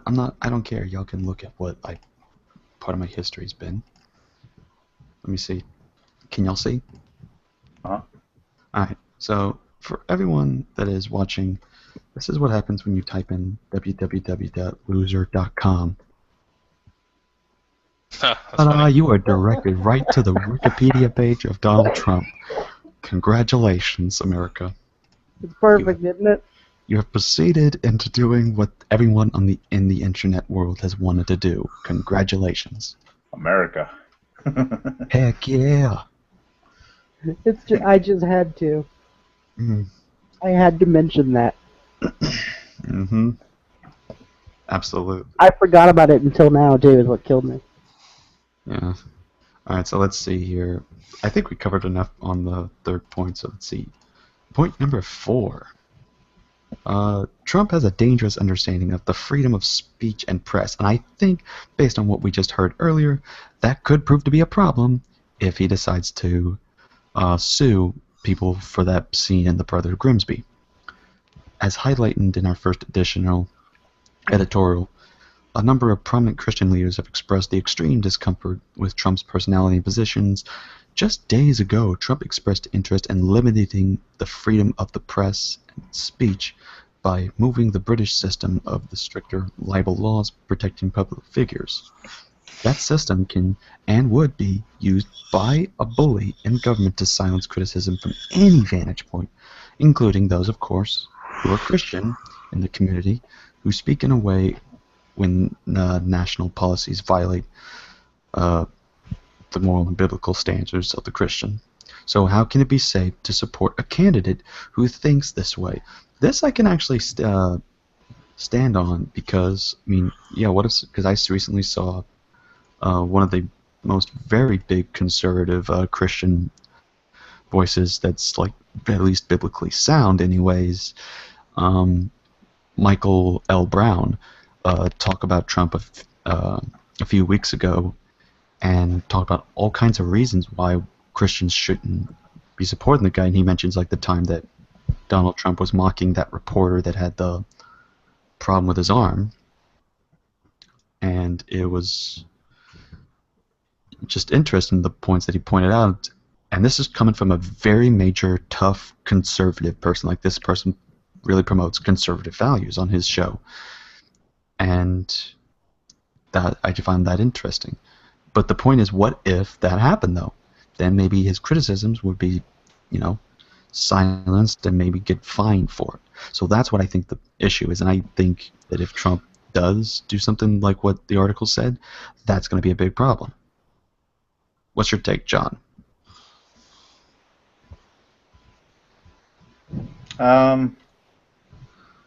He's silent on them. I know. It's like this whole thing about Trump. It's just, I'm just not buying it. I don't know. I think that, like I said, the article is totally targeted to scare everybody to not vote for him, and which is kind of a good thing. Well, it's definitely a good thing. Yeah. I mean, that we should all be focusing on doing this. Well, I mean, I don't know. I mean, there is no bad reason not to vote for Trump. But I don't think the points are exactly invalid either. I mean, I think they're very legitimate points to be made too. Well, there are a few points that they've made that are really kind of retarded and stupid. Like, I'm opening the thing back up so I can look at them and not. I can't find the fucking link. Oh wait, it's over here. There are a few points that are kind of stupid, like him apparently being neutral on Israel. That's a stupid point. It doesn't matter. Mm-hmm. Him having a third wife. That's a stupid point. Doesn't matter. I've been asked about the depending Israel on why he divorced him. I've been asked about. Yeah, there are a few points that don't matter and are stupid. That's fine. Everyone gets stupid points. Oh yeah, and I've been asked about the Israel thing before, and there's like, are you for the Muslims that are in the Israel conflict? And I'm like, no, I'm not on any side. It's like, but you have to, because look what the Jews say about your Jesus. And they keep pulling up all these videos about all that. I'm like, I'm on the side that ends all of the needless killing for no apparent reason. Yes, if that side can be pointed out to me, I would like to join that one, please. I mean, it's not the side on most of the Israeli governors right now, because they seem to support killing everyone that's not them right now. Mm-hmm. But I think I saw that doesn't something. necessarily mean I want the state to be destroyed or whatever. And I saw one of the John Hagee was like in an organization or funding one that was its purpose was to give weapons to the Jews that are, I forgot what they're called, Zionists or something, that are in the deal for the defense of Israel, basically. Zionists. The Zionists. Zionists are people that want to own Israel. That's what they are. Anyone So- who wants Jews living in Israel and Israel only for any reason is by technicality a Zionist. Right. So, and that would be the thing that was supplying weapons to the Zionists, and this was from a pastor who was trying to fund this little nonsense.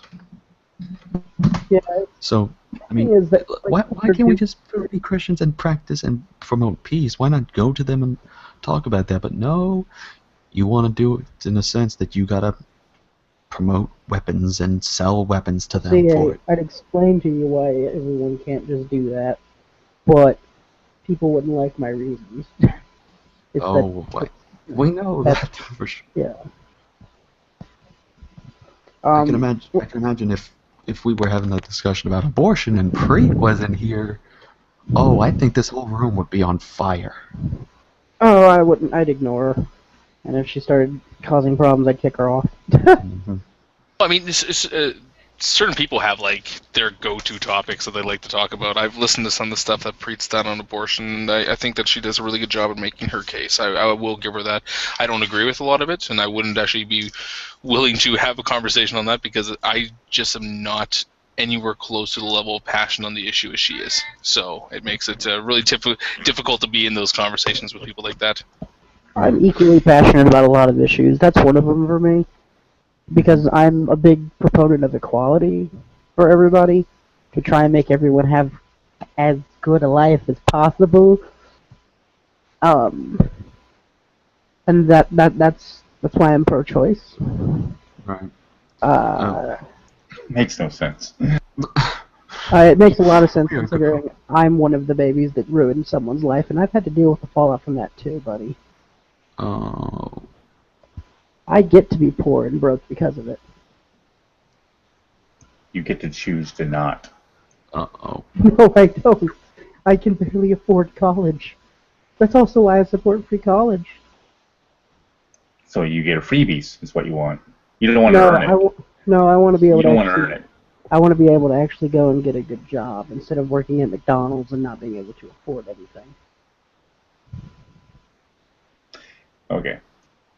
All right, let's move on with the last of this article so we can stop talking about Bazinga. Trump. Wait, did you just say good burger? No, I said bazinga.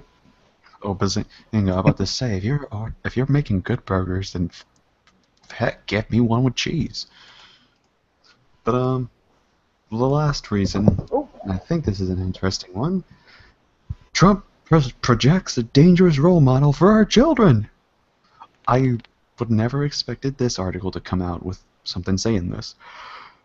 So let's see.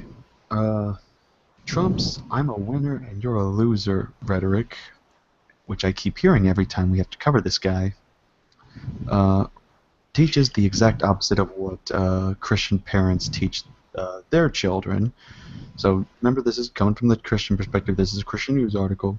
Okay, so here's Yeah, I've already read most of this. yeah, no fruit of the spirit, as we Christians like to say.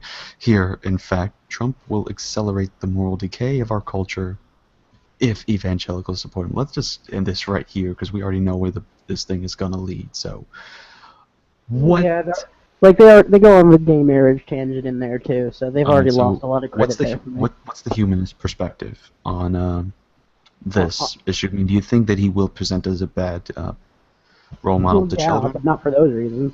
He's Right, a but I mean, bad like, role- just in the humanist reasons, what would be the? He's a bad role model because he basically screw everyone that isn't you. Mm-hmm. That's bad. That's bad thinking. Right. And I know, Socka, you're not exactly an American citizen and don't know much on the politics, but besides some of the stuff you'd hear. But what's your take? I mean, based on what you know so far, do you think that he would be Wow. No, he wouldn't. He wouldn't be a good role model. I don't think he's as far as a businessman goes, as far as a politician goes. There's nothing in his behavior that I want to emulate or I want to see other people emulate. So in that sense, yeah, he's a terrible role model. right, so Yeah. right, okay, so we got two so far. John, you are the factor. Who the heck just did that? That would be me. Dang it, Okay, John. I thought he had like an app on his computer that did that. How did you do that? It's on You know the the left-hand Google effects, and yeah, then it's you the just click on the arrows on the top there. So you yeah, hit sounds, and then you have the cricket. yeah, it's You also have the a few other things too. yeah, it'll be the yellow magic sparkly thing. Yeah. But John, what are your thoughts? Do you think he would be a bad role model from your perspective? He would be the worst role model, I think. I just don't think he's. I don't even think Trump is a role model. Period. What he is, he's an entertainer. Is what he is, and so that's what Mhm. he's going to do is just entertain us if he becomes president. Uh, So it'd be just like the conspiracy theorists say, we will be having a clown in the office. That's not even a conspiracy theory. No, I'm yeah. just saying that's normally what they'll say about any president. I can actually attest that this one, if it happens, will actually Yeah. be a true one. Again, I Yeah. still like how we used to not be able to criticize the president. Yeah. Then we got a black By the one. by the way, I've just been informed we just got a message from Donald Trump. We will be sued and we will have our channel flagged right after Ah, this I'm broadcast bored. He can sue me all he wants. What's he gonna do? Take a cracker? Oh, we have the money. Wait, hold on, Osman. I'm sending you about $100,000 bajillion. I have more money than Donald Trump combined. Well, Donald Trump doesn't actually have all that much money, in case you didn't know. Mm. He's not worth as much as people think, or as much as he likes to make people think either. So I want to point something out because one of our viewers had just did a comment, and I find it interesting. Adding to your point, Ospen, something about free college means someone with a higher education, higher wage, and as a result, higher taxes to pay towards the next generation. Yeah, it's exponent. As a result of because more people have better jobs and can therefore pay more taxes, it feeds on itself and that grows. It's like fertilizing a garden. Mm-hmm. It costs you a little bit at the start, but then it's great. And then it's gray. Especially if you use compost out of the vegetables from the garden. Mm-hmm. So let me see what's the next article we were trying to cover.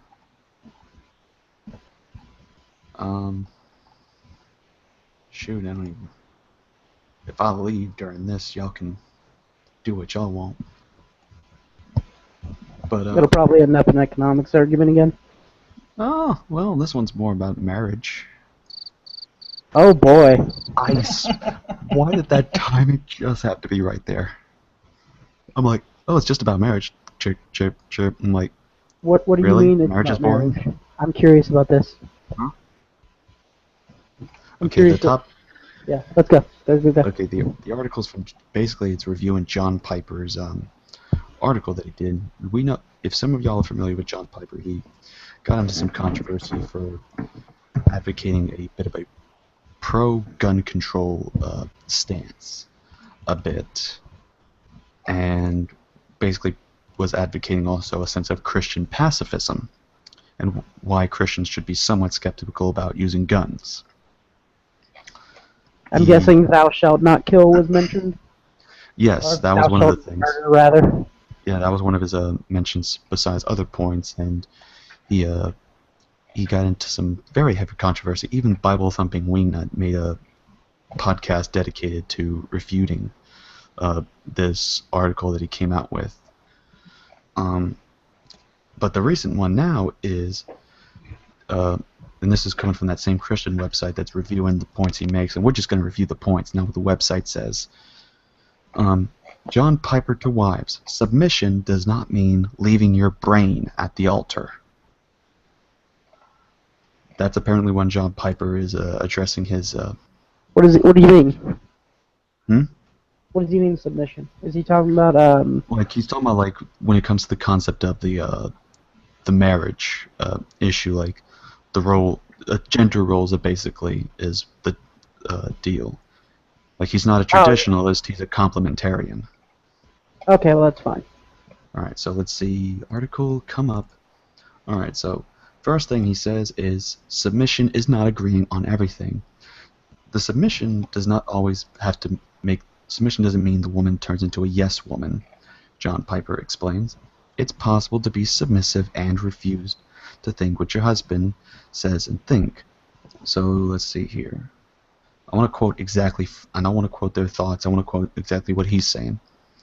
Okay, submission does not mean you must agree with the opinions of your husband, even on things as fundamental and serious as Christian faith. God has made you with a mind.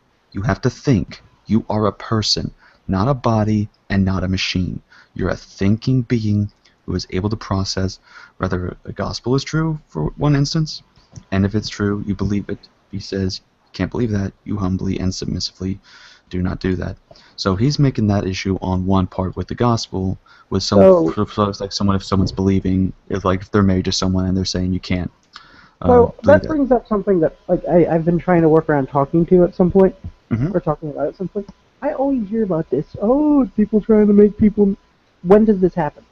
When does the husband say, you're not allowed to be a Christian, I don't want you to do that? Here's an interesting thing that you actually brought that up, because I've had experience with it. There was someone I know, a very devout Christian, and they was dating this guy, and they went out, they had a great blast. They were perfect for each other, but then he said, told her one time that, look, I need to be honest with you about something.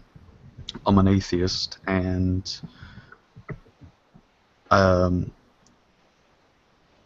if we get together, then religion's not going to be involved in our lives. We have to make that clear. And she said no, because she's a Christian and she's going to be dedicated to her faith no matter what. She'll have respect for him, but she's a Christian and that she's going to stand by her values. And eventually she was pushed out of the car and he just left. See, my question would be, what does he mean by that? Like, he said that no, they're not going to teach their kids about religion. Religion's not going to be mentioned at all in the life. Basically, that's what it was. Well, see, as long as she's allowed to go to church, I'm okay with what he said. I don't think that should be taught to kids either. Well, it's not just the part of the kids thing. He's saying that basically... No, that's what I'm saying. If it was just... In the house, even if it's just them alone in the house, no mention of it. Yeah, I mean, that's really too bad. It's it's their right. If when you're in a relationship with somebody, there will be differences, but something as fundamentally as that, where his preference to not have religion in the household overrides her position to even talk about it is unfair. I can agree with that. Yeah, it's him. That there has to be accommodations made somewhere. It's entirely possible for a believer and a non-believer to get together and have a happy relationship together. But it doesn't work when one of them's trying to convert the other one and says, you need to do this or else I'm gone, and it doesn't help with the other one saying you have to forget everything or else I'm gone or you're gone. Like that's just not how it works. If you can't make those accommodations between the different viewpoints that people have within a relationship, whether it's religious or political or whatever, then you've already lost. You just go back to Tinder or something. Mm-hmm. Absolutely. Yeah, I can understand not wanting her to bring it up every 5 seconds, or try and pressure him into it or anything like that, or his kids or the kids if they would have any. I can back with that, but there is an extent to which that becomes a problem.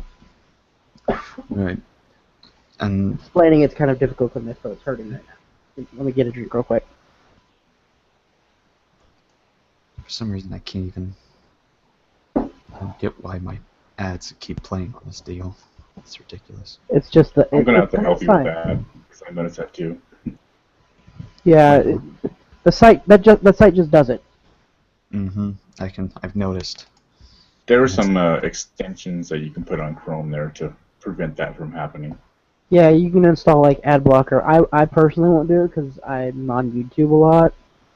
When I'm working on stuff, I like to have stuff playing in the background, and I like to support the people I subscribe to by letting them have the advertisements play. But if you Google ad blocker, you can download that and enable it, and it'll stop advertisements. Right. There's other ones too. Alright, so let's get Yeah. on to point number 2. Submission does not... Okay, this is where the article title comes in. It does not mean leaving your brain at the altar. Okay. Let's see what this says. I haven't read this yet. Here the pastor addresses men who take authority way too far. Any man who says, I do the thinking in this family, is sick and has a sick view of his authority. Piper then goes on to say that you don't understand the Bible, you're taking a word like authority or leadership or submission, and then you're stepping away from the Bible and filling those words up with stuff you want to do. He goes on to say that leadership does not mean you do not listen. Leadership doesn't even mean always getting the last word. Good leadership often says, you were right, I was wrong. See, I hate doing this, but I have to disagree with what he's saying. Like, words mean things, and when you tell someone submit totally unto another person, yeah, that's exactly what it means. Their opinion is yours. You do what they say. That's what it means. Well, you're submitting totally. Right, but the thing I think that he's trying to get across is the concept of how the term submission's been used within the church, and I think that's one of the controversial topics that's been involving couples as of late, when it especially involves in the Christian deal. Like, we've had that site called traditionalmarriage.com or something, which was the one that advocated saying it was okay in certain situations to beat up your wife if need be. The site literally advocated that, saying if a woman didn't if she didn't do some things, then maybe it's okay to beat her up. If she refuses sex, there are chances you need to push yourself onto her and make sure she gives you what you want. This is a Christian? Yes, this was from a Christian site. Are you sure it wasn't from a Muslim? No, I am sure. I looked it up. It was a Christian site. There were Bible verses all over this site. Oh, that's awful. I know, and that's why it's gone very ridiculous. And that's why I'm not a traditionalist in one aspect, I guess. But I view that complementarianism, the concept that they're equal and they have their own different purposes within the marriage, serves as a good unit for the relationship in general. That's just my philosophy when it comes to marriage as a complementarian. So yes. That's why I say don't go to the Bible for your marriage rules.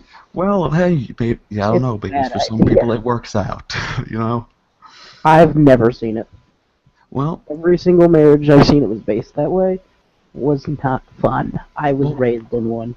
Well, then, to be fair, then, I mean, you said based on what you've seen. I mean, is it possible that if there could be an instance that you haven't seen? Well, yeah, of course there is, but I've seen. I'll say right now, my wife and I are. Mm-hmm. I have a wife, and we're basing our life on our marriage on a biblical principles. And well, then let's get to the next question. Let's get to the next question then. How long has your marriage lasted? 10 years. 10 years. All right. Good. Nice. I'm just out of curiosity though, like, what is a biblical value to marriage? Because I'm not the most learned on biblical scripture or Bible or whatever. But I do recall the position of the woman as submissive to her husband is gone over quite a bit inside of Luke, if I recall correctly. Right. I gave a link actually from Carm, from Matt Slick, and he does a really good job pointing out what does it mean for a wife to submit to her husband. But before you do that, there's one thing I want to get across, and that I've heard before. There was a video that called the Dusty did about the Bible and women, and then someone did a refutation on that. And I found it interesting because this was a woman that was on this topic. Just real quick, I'd like to toss in when talking about situations like that. If being a woman doesn't matter because Google Stockholm Syndrome.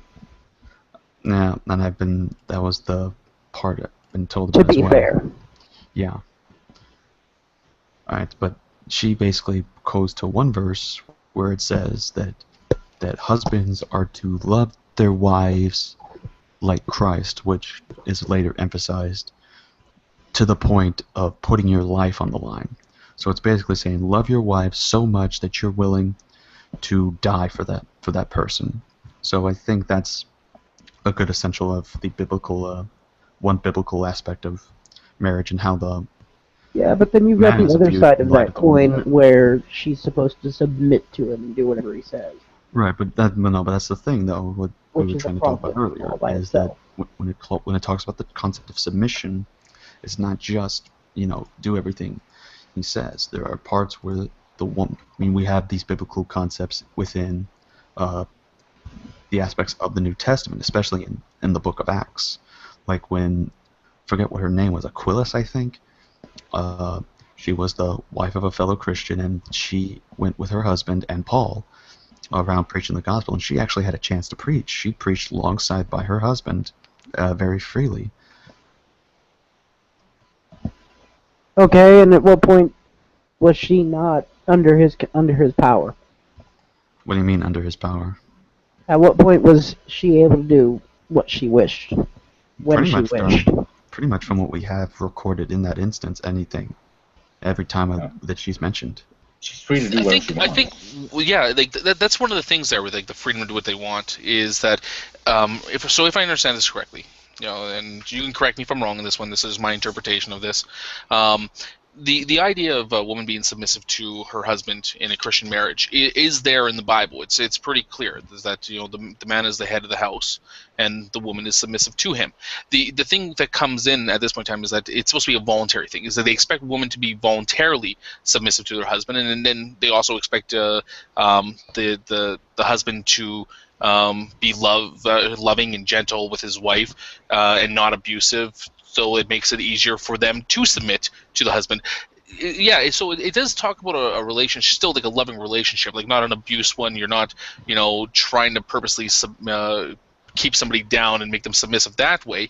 But the notion that the woman should still be submissive, underlying all of everything else, is still there. And is that how? Is that what we mean by like a proper, Christian marriage? Does the wife need to be submissive, or does she need to volunteer herself to be submissive for it to be a proper, good Christian relationship? Yeah, I would say that. Well, let me back up just for a second. The reason why that this is a situation in a marriage is because it's God's created order. I mean, that's what it goes down to. I know this is my world,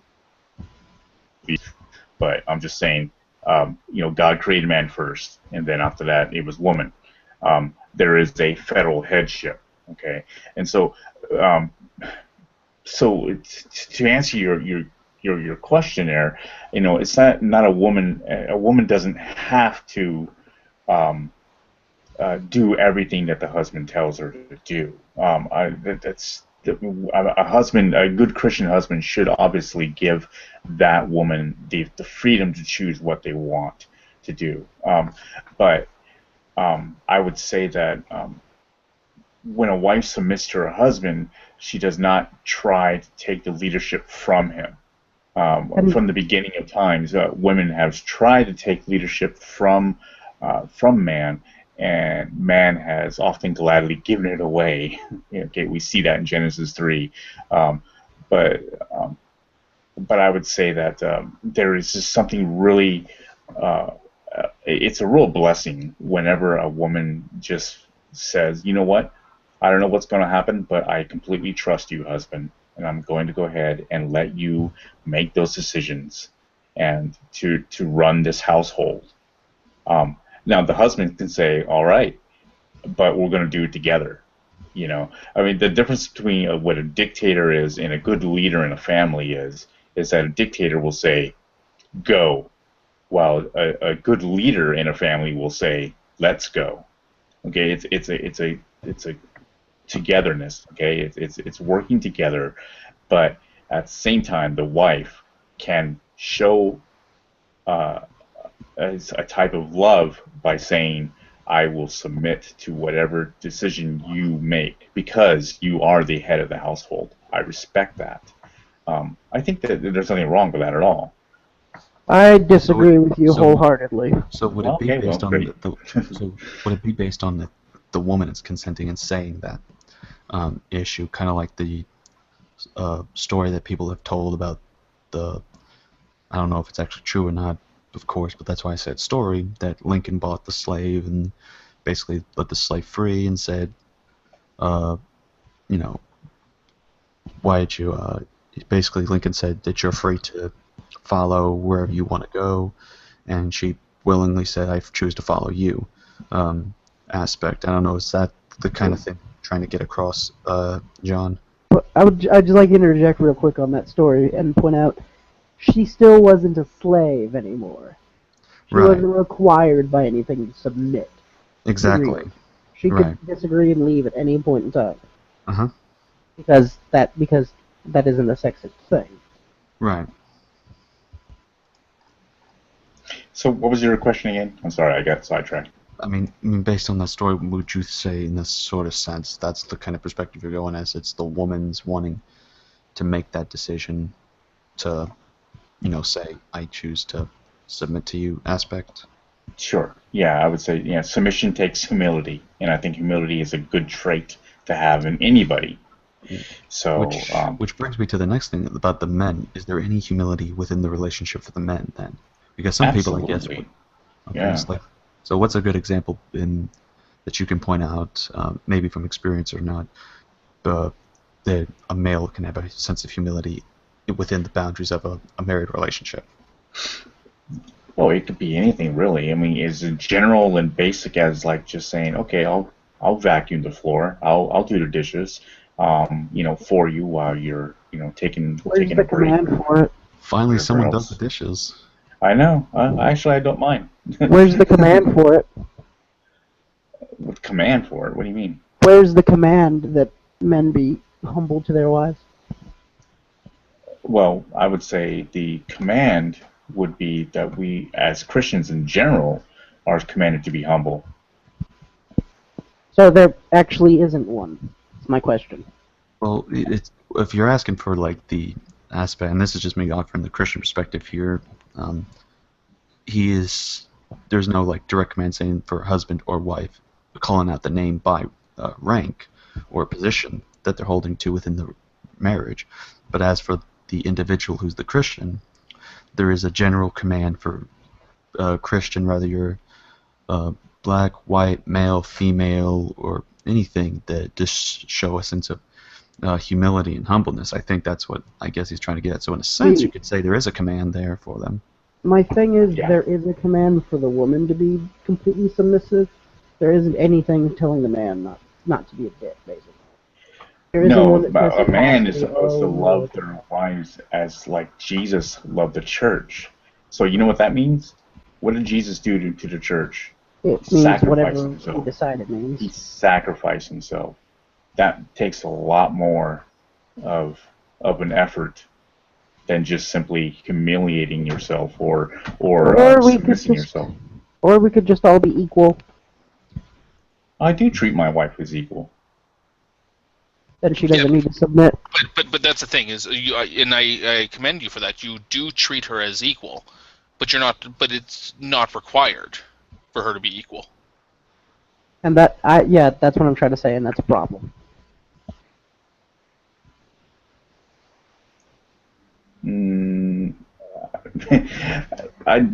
It's not required for me to treat my wife as equal. I don't. No, because in the biblical sense, in the biblical narrative, There is a command in place telling her to do as you say, but there is not one in place telling you to not be mean. No, And hold on. Yes, you can love someone and still be mean to them. They're called abusive fathers and husbands. They exist. I will disagree. I think within the narrative is that there is a requirement not to be mean.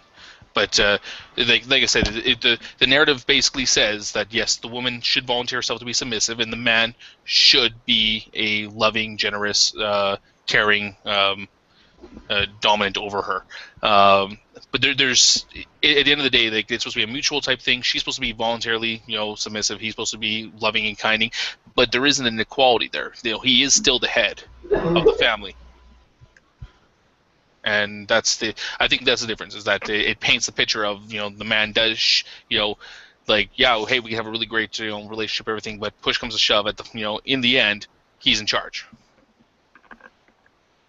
You don't think that that's important? I mean, it's for a man to lead his family? Of course not. It's not important? You don't think it's No, necessary? whoever's the smart person financially should be in charge of money. Whoever's good with the kids should be taking care of the kids. Whoever's good at cooking should I'll be tell you cooking. from my own personal experience is that I've been in the Navy for over 10 years now. Right on. And thank you. And I sail a lot. I've sailed a lot. I've been deployed a lot. My wife is home quite often with the kids, taking care of the home finances, all that other stuff, without me when I'm gone for months at a time. She's in charge. When I come back, I'm not going to spearhead myself back into the role of, okay, I'm taking everything over again, until I get back, because that just it just throws everything off. If I come back, if they have a routine, she's got a routine already set out with when we shop, when the kids are going out and doing stuff, whatever. I just follow along. I'm just like, okay, you know what's going on. I'm happy to be over here. Just just let me know where I'm required to be. Right, and I think right there you're showing her a way. You're sacrificing a part of your leadership, your role, as to help her make her roles easier. You know what I mean? It's like what he's explaining is that she's the head of the family there. All right, right now. All right, so okay, John, what were you saying? Okay, yeah, she is showing leadership in that role, but I personally don't think it's right for you to say, but she is being the head of the family. She may have a very active role in the leadership of raising her kids and to deal with the finances, but I really think that the children should definitely look at the father as the head. I think that it's healthier that way. But I'm not saying that you just quickly dismiss the woman as a subhuman or anything. I'm not saying that at all. But I would definitely say that. No one's saying that you're saying that. Okay. Okay. Just saying that the picture painted of the man should be the head of the household and responsible for all these decisions, and the woman should be submissive and or whatever, is, I think, there's a very antiquated way of looking at it. Is that there's a lot of different ways that households can be set up, and it doesn't necessarily require the man to be the alpha in charge of absolutely everything. And same thing, like, because my wife does spend more time with our kids than I do, unfortunately, as much as I hate to admit it. When she sets out the rules for what the kids can or can't do, she's the one that has the say in it. I'm not going to start screwing things up on that. She's being a parent. She's being a responsible parent is what she's doing. So I think that qualifies. I think that's fine. And by the way, I did 4 years in the Navy also myself, so I know how that was. And plus, I grew up in a family where my dad was in the Navy for 20 years, and so my mom ran the show, whenever he was out to sea. So I understand. I get that kind of role playing, per se. But yeah, I lost my train of thought. I just look at it like, the intelligent thing is whoever's good at something is doing it. It doesn't matter what your gender is. I agree. There are no gender profiles. No one needs to be submitting to anyone else, period. It's the end of that discussion. Right. But there is no head of the family unless someone's better at that. Right, but I think when the concept of when under the Christian sense of submission and the relationship is involved, I think that's where the word needs to be clarified a bit, because when I'm debated Roman Catholics on the issue of something called sola scriptura, which is the idea that we believe that the Bible for decisions is the main source of authority, like it's the sole source of authority over Christian doctrine and teaching. They'll say, no, you're talking about prima scriptura, which essentially almost the same thing, but the concept is that is what sola scriptura is. It's basically, yeah, you can look at commentaries, you can look at what the church fathers said, you can look at all these other things, but at the end of the day, we believe that also the scripture is our final source of authority, and that's, but they'll get that mixed up and they'll say, no, this is what it actually means, and this, it just means scripture alone, no other thing else. So I think that's where we sort of need a good clarification on what is being implied when some term like submission is being used in this sense. I just think it's a silly concept. Right, and I know. Why does anyone need to submit to anyone else? It's useless. It doesn't need to be done. And we know it's not a good idea. Well, like I said, this is just a tradition that has been used when the term has been used. I mean, some people call the Lord's Supper was actually the incident with, Jesus and all his disciples were there. But when churches do that thing, they still call it the Lord's Supper. But does it mean they're actually sitting at a table and being like, Jim, pass down the bread and Jesus is about to join us in a second? It's not going to be like any of that going on. It's just you go up and you take a part of the bread or cracker. Oh, just hold on a second, I've got to eat, so carry on. Well, personally, I think that this is just an antiquated idea that needs to just get dropped at this point. It's the 21st century, people need to move on. Yeah, that might be a little harder than just easily. That's easily said and done, in other words. Good things are usually hard to do. Yeah. Ending slavery, for example. Very difficult. We did it. Yeah, but we went to war for it. It was worth it.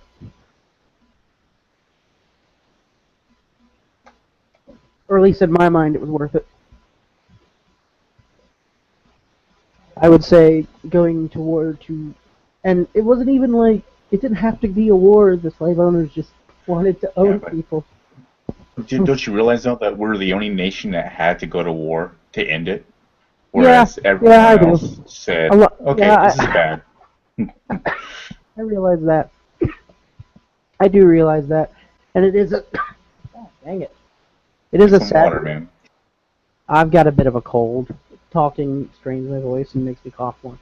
That's why occasionally my voice starts sounding like... starts like vibrating a little bit. It's a thing. It's clearing up a bit now. It's... People hold to... desperately, I guess, would be a good term for it, to what is traditional. Being an old idea doesn't make it a good one. It doesn't necessarily mean it's a good idea. But if it comes from God, in my worldview, and also Christian anarchist is a worldview, if it comes from God, then surely it must be good for a good reason. That's debatable, because we can actually look at the effects of what it is and test those, and to a rational person, the actual effects are what matter. So you don't think submitting is a positive thing? No, I don't know. I've said that like 5 times. So it's not a positive thing. Well, depends on what context you put it into. For the military, I'd say it's a good thing, but beyond that, typically no. Because when people start submitting to everyone else, we start running into problems. Like especially what? In relationships. Oh, like, I don't know, abusive husbands. I mean, it's perfectly Well, that's the it's husband's perfect. problem. It's perfectly natural for people to find themselves in different roles. You see this, I mean, with any social group, an alpha will come out. There should be no prerequisite, though, that it has, in the case of the male, or in the case of a relationship, that the male needs to be the alpha. That, and I think that's the point, is that, oh yeah, there's some relationships that are completely equal. There's some relationships where the woman, you'd say, is more of like the A-type personality, and there's times when the male might be the A-type personality, and we fall into the roles that we're more kind of accustomed to fall into. So I mean, if somebody is naturally like kind of like a B-type personality, and they marry somebody with an A-type personality, you could pretty much guarantee that they're going to be a little bit more submissive in their role. They're going to volunteer for that position. Just like like they say in the Bibles, it says that the position of submissiveness must be something that you volunteer for. I think that the main point that I have a problem with is not the fact that there might be somebody in the relationship that is a little bit more domineering than the other person. It's the idea that it has to be the male is what I say is the dated concept.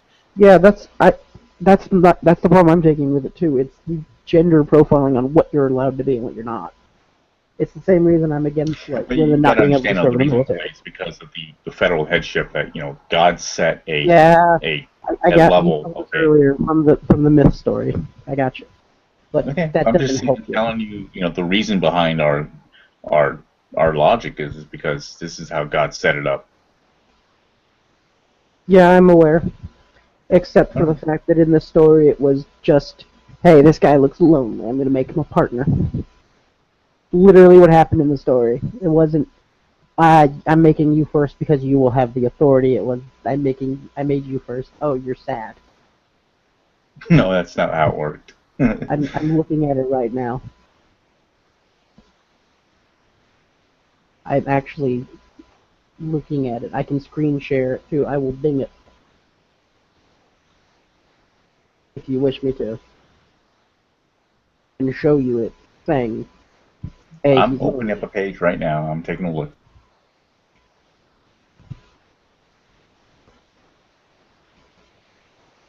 It is.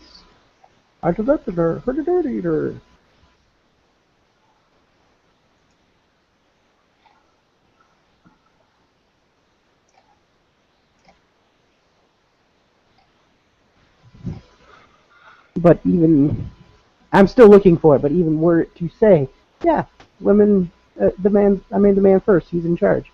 That doesn't help. That would actually to me be an argument against the story. That'd be it, like a mark against it.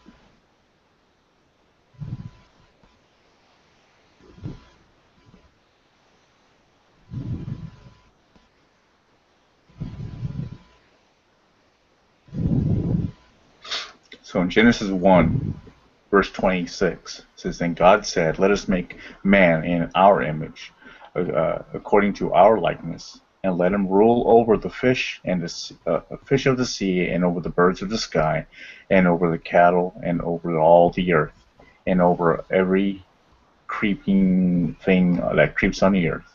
Like God created man in his own image, in the image uh, of God, he created male and female. He created them. God blessed them and said to him, "Be fruitful and multiply, and fill the earth, and subdue it, and rule over the fish of the sea, and over the birds of the sky, and over all every living thing that moves on the earth." Then God said, "Behold, I have given you every plant yielding seed is on the surface." Okay, blah blah blah. I don't want to bore you guys. God Well, saw. I'm reading it too is the thing. I'm actually going to. I'm going to figure out how to screen share real quick. Okay, so I should. It's the little green icon on the left that pops out.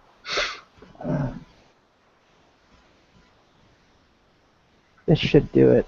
Can you see this? Yes.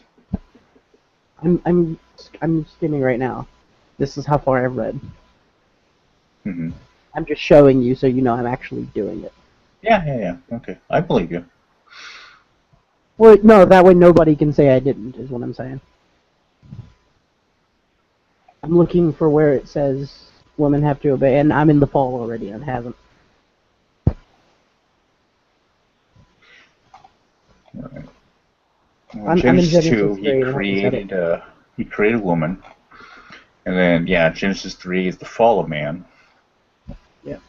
And here's where God talks to Adam and Eve about this situation, and also to Satan. And Yeah, well then my point is true. There is no statement in all of Genesis that was a purposeful thing.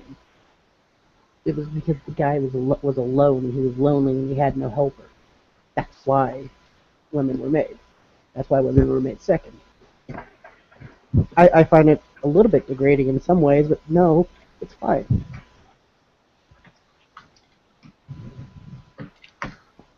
I mean, you can take it as an interpretation, I guess, but it's not stated anywhere. Which was my point. Okay, in chapter 2 of verse 15, it says, Then the Lord took the man and put him in the Garden of Eden to cultivate it and keep it the Lord's command by saying, commanded the man, saying, From any tree of the garden you may eat freely, but, okay, blah, blah, blah. Verse 18. Not even a tree that I didn't have to put there, but I did anyway. Yeah, go on. Yeah, I know. You guys know the story. It is not good for, okay, here we are. Verse 18 of chapter 2, it says, Then the Lord God said, It is not good for the man to be alone. I will make him a helper suitable for him. Out of the ground the Lord God formed every beast of the field and every bird of the sky, and brought him to the man, and to see what he would call them. And whatever a man called a living creature, that was his name. Okay, so in other words, Adam named all the animals. Yes, I know the story. You're a rhinoceros, you're a giraffe, blah, blah, blah. The man gave names to all the cattle and to the birds of the sky and to every beast of the field. But for Adam, there was not found a helper suitable for him. And then God made him one. Right. So God caused a deep sleep to fall upon the man, and he slept. And he took from the ribs and closed up the flesh at that place. The Lord God fashioned into a woman the rib which he had taken from the man, and brought her to the man. And the man said, This is now bone of my bones and flesh of my flesh. She shall be called a woman, because she was taken out of man. For this reason a man shall leave his father and his mother, and be joined to his wife, and they shall become one flesh. And the man and wife were both naked and were not ashamed. So nowhere does it say. Yeah, again, nowhere does it state that. It's your interpretation of the event. Well, it is not stated in the story, which was my point. Okay, but we do know that in, I believe in 1 Corinthians, where Paul addresses this whole situation as far as the headship. Yeah, that's where he does the, as Jesus is the head of the church, man should be head of the house. Well, no, my entire thing was debunking that that's where that comes from. There is no line that states that. It is just interpretation. End of that. There's nothing else to it. Even if Paul said it, it's still Paul deciding that that's what it says. It doesn't actually say it. Oh, you're saying that's Paul's interpretation of Genesis? Yes. Okay. And honestly, that's not any more valid. And it is a myth story anyway. It's not true. That's your guys' opinion. So. No, it's a fact. No. Well, I mean, do you think do you take Genesis like a literal account, you know what, that never mind, that's a conversation for a different time. I know. Well, I'll just say this. Yes, I do. Just for argument's sake, I will say that I do take it as literal, and that but that's my own interpretation of it. I mean, I have to take it as what God says is truth, and He's not going to lie. And so, even though it does seem to so even though we do know for a fact that was true.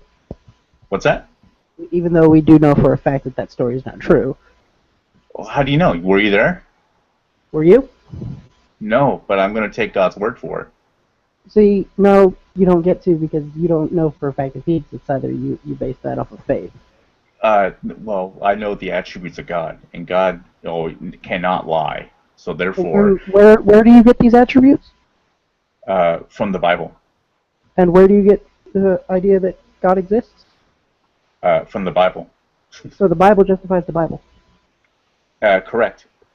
That's a problem. No, it doesn't.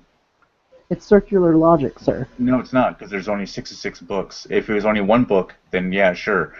But it's not a problem, because it's 66 separate books how many written in the fronts and how many fronts and how many backs does your Bible have? It comes with one, but within it there's 66 books. Yeah, they're all from the same thing, though, is my point. What do you mean by same You can't thing? use the source of a thing to prove itself. But I never claimed that it's one book, though. No, neither did I. I'm saying... But you just said making... it has one front and one back, and it's like, well, no. Well, yeah, it does have one front and one back, but there's 66 separate books that have been written over a span of 1,200 years. You can't make a claim and then back yourself with the claim. You have to prove the claim before you can back yourself with the claim. We have evidence contrary to the claim. We know Genesis didn't happen. At least not as described. Because we have the fossils. Your car runs on them. Literally, they're called fossil fuels for a reason, buddy. Your lights are probably on because of them. Depending on where fossils, the only thing that fossils do is just say that somebody died. That's all it says. Well, you're not wrong. It's the location of the fossils that tell us information. Oh, okay. So we know how old the fossils are by where the sediments of the foundations are. By a series but of then how do you know how old tests. the sediments of the foundation is? Oh, by the fossils. That's circular reason. No. Yes, we know how old the sedimentation is through multiple methods. By where the fossils are at. One of which is radiometric dating. Another of which is, well, let's look everywhere else at all the other rocks. And another of which is how are they formed. I mean the best way that I've always heard this explained, and I like to put out there, is that there's an entire field of geology that is utilized by oil companies to find where deposits of oil are for ideal drilling sites. And the models that these geologists have to use in order to come up with the idea of where to find this stuff is all based on old Earth models of things dying millions, if not billions, of years ago. And in order for, this is not political driven. This is not ideology driven. These are people that are strictly in it for money. And the people that are in it, these are people that are in it for their own wealth and for their own whatever, and that they're not going to pick a model for ideological reasons. They're going to pick the one that works for them, and so there's a lot invested in this for them to find these oil deposits based on an old Earth model without any type of own personal opinion or ideology built in at all, other than just a love for money. And that's how we know it works, because they find the oil using the method. If they didn't, then we'd know that field of geology that we use to date these rocks, that we then use to help us date these fossils, works. It's a case of, hey, I wonder if this wheel will actually roll my cart. I don't know. Let's see it. Oh, it pulls my cart easier and faster, so yes, it does. It works because we can show you it works. I'm back. Welcome! What did I miss? Another firefight happened? No. Genesis. Oh, Genesis. Yeah. I hope it didn't get too heated. No, I thought it was actually really good. Cool. Yeah. Well, a heated discussion is sometimes good. Yeah, and I mean, especially on topics like science and facts and history, they need to be had. Yeah, like that article I sent you was a progressive said Bernie Sanders isn't pro-science. Yeah, I actually didn't read that one. I was waiting to react live to it on this. Ooh, but yes, I want to finish this conversation first. And Alright, so I want probably so we'll try going over reviewing that after we just go over the. I'm just gonna read all the points on this article, so because a lot of people are asking, let us in, give us the link, let us join. I'm like, we do it when we do the after party, people. Calm, pardon my French, calm your tits, all right? I'm sorry, that's how we speak in the South. Wow. Yep. I'm glad I'm in the Yeah, we were having Northwest. a conversation. John is creationist. Alright. Well, I You mean, know my stance on I'm, that. hey, just to be fair, I'm a creationist too. It's just the creation method I think is Well, done no, rather. he takes Genesis literal. Well, so but you, I, perfect timing on that. Perish the thought that I but take like, the Bible so, for what it so, says. so what do you think, John? Are you like, when you say literal, are you talking about young Earth creationist, or are you talking about the old Earth creationist? Because those are the two I see mainly that are claiming that they take it literal. I do. Uh, well, let me. As far as the age of the Earth, I don't even care. When it comes to when I say about the creation, I'm talking about the literal 6 days. Okay. 6 days of creation. So it could be a billion years, and this was still, a 6-day creation. It has to be involved, right? Right. Okay, that's cool. I mean, I But my fear that issue is with the whole. Yeah, but there were actually dinosaurs and a lot of other things before humans even existed, and before right, like but cows and I think existed and stuff like right, that. and I think that's. But the other thing I think can also be consistent is if you notice in I think it's verse 1 or 2, it states that the earth was in a state of confusion and chaos. At least that's what the Hebrew words being used to describe the earth in its state were being described as. So I think that's what allows for the accommodation. I don't know. Maybe we'll have to get what's his name, General Han Solo, in here to explain like the reasons to Yeah. believe He's a creation. smart I dude. just look Oh, at it yeah. like this. We know for a fact that things evolve. We know for a fact humans did. If your theology disagrees, your theology is wrong. Sorry, I apologize, but I'm not gonna play the game. I'm not gonna play Even a if I, game with it. and I'm just going to that's the tell you. right, and this is the part where you may hate me then, because I may be an evolutionary creationist, but I am in that small minority of the theistic evolutionists that will say that I personally don't believe that we came from the I know primate multiple. evolution Well, aspect. we did. I know Right. multiple people that just take it as metaphor, and that's fine. That's fine. That's cool. Mhm. That's good. Good. Go Right. for it. But Right. like we know that we're apes. We know that we're related. But, We know that we but existed from it. right, He's but I barely coming in. That's why we test medicine on apes. mhm. Because if it doesn't kill them, it probably won't kill us. Right, but then they do the same thing with mice too, don't they? I'm guessing for Yeah, separate reasons. mice first because mice are easy to get and replicate. Then when something seems not to be particularly damaging, we move to apes because they're closest to humans. They have the best genetic markers and the most relatable internal organs, bone structure, and genetics to us. So whatever happens to them, we can usually relate. So Especially why if we couldn't they can- just make a show about Pinky and the Brain, and then they should make a sequel involving monkeys? That would make a whole lot more scientifically accurate sense. There was already a show called The Monkeys. Okay, thank you, Socka. Thank you, Socka. I will probably be giving you $10. I'm not sure. I just would have to make sure I get a good deal for that. But anyways, let's continue on and just address all the rest of the points, and then move on to the last. Give them for interesting ones. Hmm? Give them for interesting ones because we've been going for a while. All And right. people want in. Yes. So let's see. The final 1, 2, 3, 4 points. Point number 3: submission does not mean you do not try to influence your husband. Husband's living in sin, life, or whatever. Also, try to help them change, basically. Influence in their life. Number 4: submission is not putting the will of the husband before the will of Christ.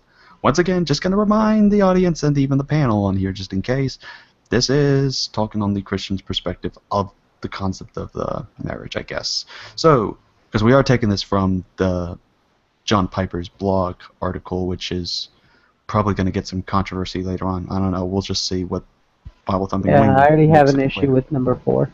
Right, so number 5.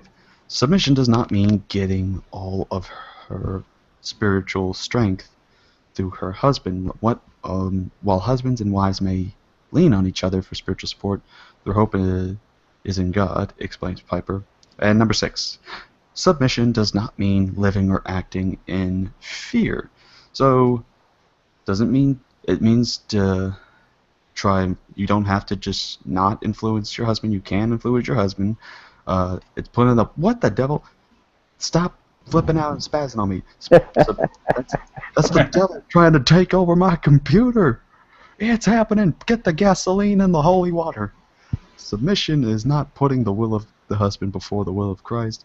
Submission does not mean getting all of your spiritual strength to a husband, and submission does not mean living or acting in fear. So, that is the points that we've got. My issues with a couple of them, like, oh, you should definitely try and convert your spouse. What the? Leave it alone. Well, that surprises me too, actually, because I mean, normally they advise to be married to a Christian husband or Christian woman. I mean, Yeah. So I guess this might get another controversy from Piper, is that he sort of sounds like he's advocating that. I'm one of those crazy people that believes that love is love, and it's not restricted by something as petty as religion. Well, I think love is love, and I think that the love is definitely important. But I think when it comes to the concept of marriage, I don't think it's just love itself, because love needs to be in the marriage. There is some Catholics that say marriage is not about love, and to that I say this: you're an idiot, whoever thinks that. I would say that the singularly most important thing to a marriage is love. Exactly, because if you don't have that, it's not going to function well. But at the same time, love is love. I don't know. Well, no. I'm just Love gonna, someone? as a quick just counterpoint. Arranged marriages do generally have more success than non-arranged marriages. I've heard that too. really, Yeah. That's because if you're allowed to break up with the person if you don't love them anymore, or you're allowed to experiment and try and find someone you love, more relationships are going to end because you're trying to find someone you actually love. Well, Instead of just dealing with someone because you have to and you're not allowed to not. Marriage, you're not allowed to not. They approach it from a different way. Is that the marriage? A marriage isn't about. It's because they don't bring love into the picture. Yeah, you might love your arranged spouse eventually, but really, you go into an arranged marriage usually because your parents put you in that, and a lot of it has to do with cultural respect for your parents, that they can find somebody that suits you or whatever. I don't know all the ins and outs of it, but I think those are stupid. Mm-hmm. Because humanist. Because humanist. That's the best explanation I can give. That's the best. That'd be the best logic, though. Anywhere you go, that way you should think like, I'm gonna order a veggie burger. Why are you ordering a veggie burger? You need to eat some more meat. Why? Humanist. That'd be the perfect excuse for saying anything. Well, that's gonna be my reason for anything. You should be happy. Yeah. You can't force people to be happy. It's impossible. Right. They deserve to make their own happiness. Everyone does. Everyone deserves that chance. Absolutely.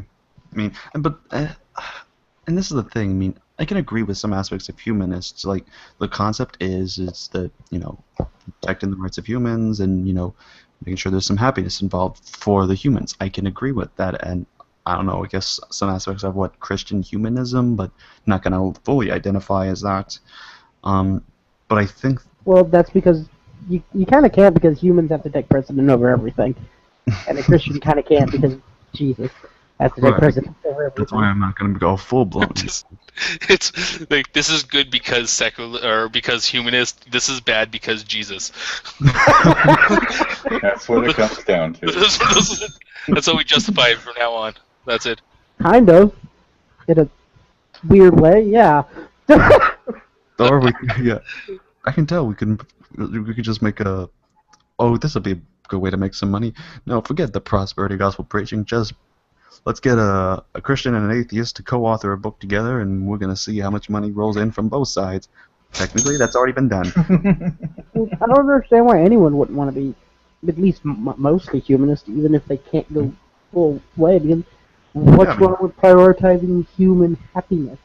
And I think I did that with some of the aspects. I mean, that's part of also the reason why I made Spiritually Honest Ministries, for instance. Because when I started seeing people like G-Man doing all these terrible things, misrepresenting the faith, and just making a fool of himself. And Yeah. like, this was a go-to guy for all these social people. Like you see this guy on The Amazing Atheist, you see this guy Positively Godless, you see this guy everywhere on the popular shows these days.